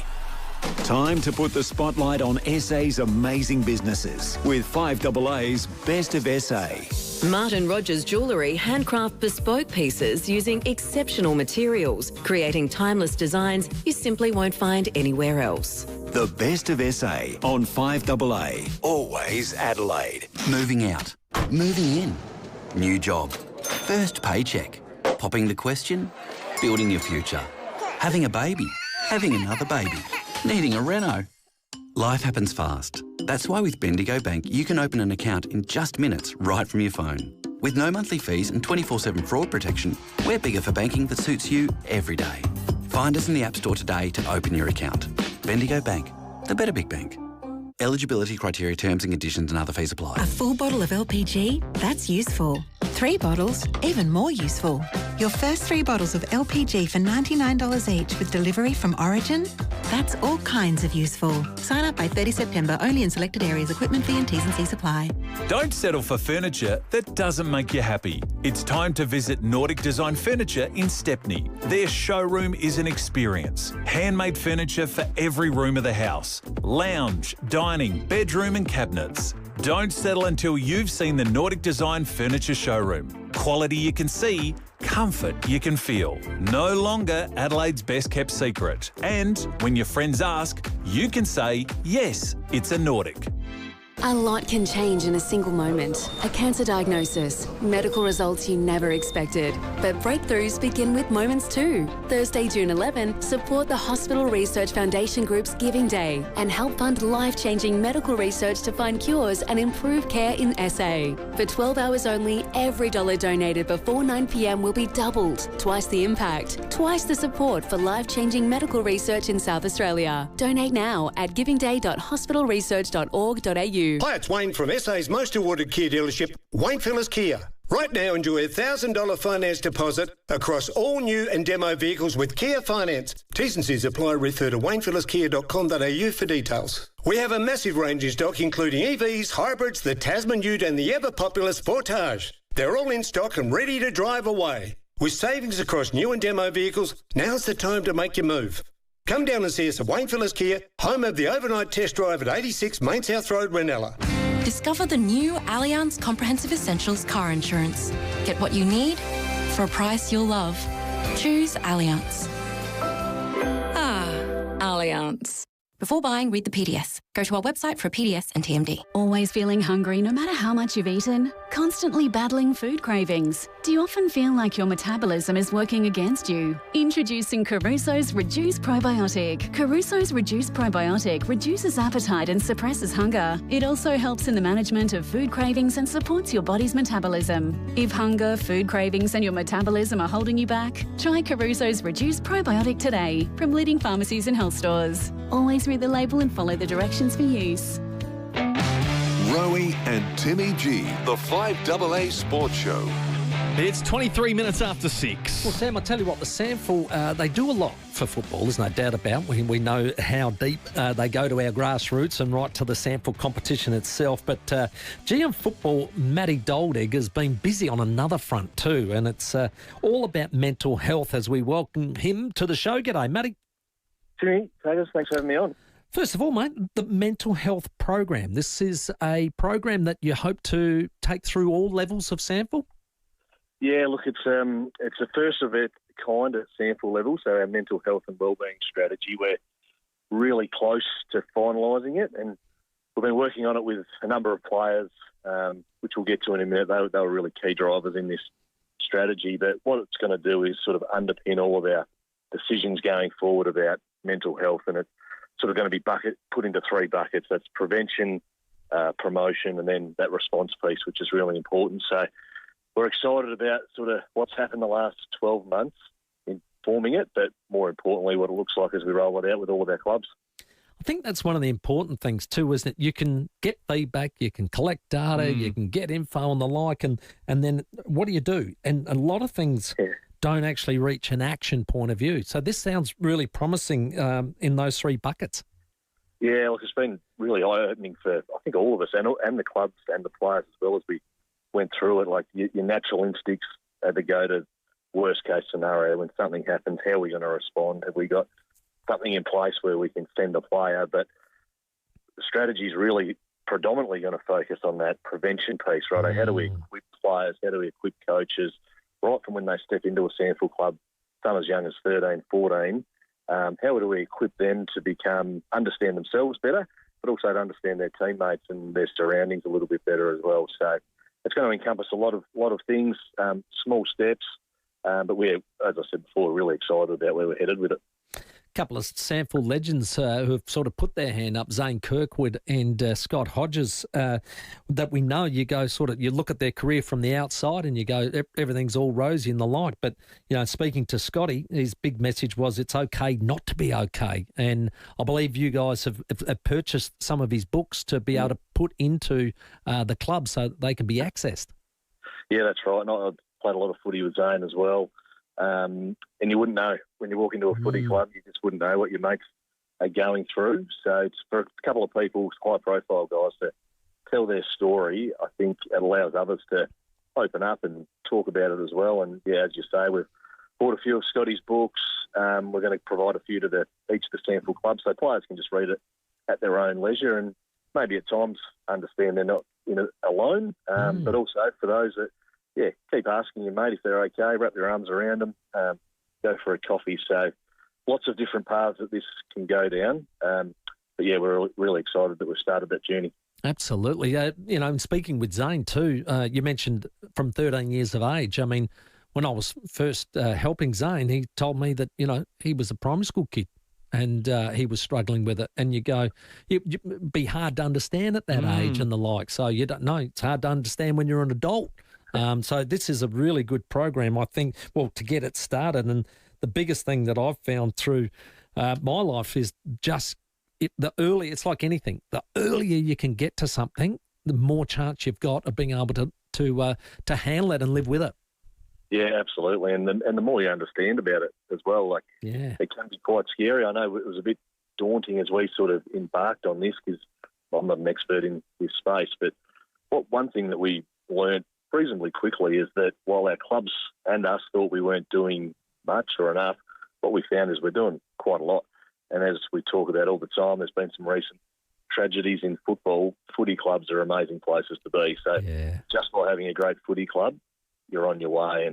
And that extends right out to the community as well. Saturday afternoon, getting down to the footy, it's always good for your mental wellbeing. I think you're right there, mate. It's all football clubs, and belonging to a club is probably one of the most powerful things you can do because it is that sense of belonging and, contribution, which is really important. So, hey, look, you're doing great things there, mate. Keep it going. I'm looking forward to seeing it roll out and making sure that we make sure that we get to anybody. And and Scotty messaged me and said if it's just one player that we're able to get to and help them deal with this terrible thing that can happen mentally, health-wise, then I think it's done its job. Yeah, I think so. I appreciate your guys' support. And when we officially launch it, I'd be appreciative if we come and have another chat and provide some real more detail, because I reckon a lot of the community will want to get involved. No, looking forward to it. Matty Doldick, thanks for your time, mate. Thanks, Timmy. Thanks, guys. Bye. That's the Sandfield GM of football, just on the cusp of rolling out their mental health program right through every Sandfield level. Yeah, it's a very, very good thing that they're doing. So we like to hear that. 29 minutes after 6 on this Wednesday night. Very soon, we're going to hear from Bruce McAvaney as we are 50 days out from the Commonwealth Games. Rowie and Timmy G. The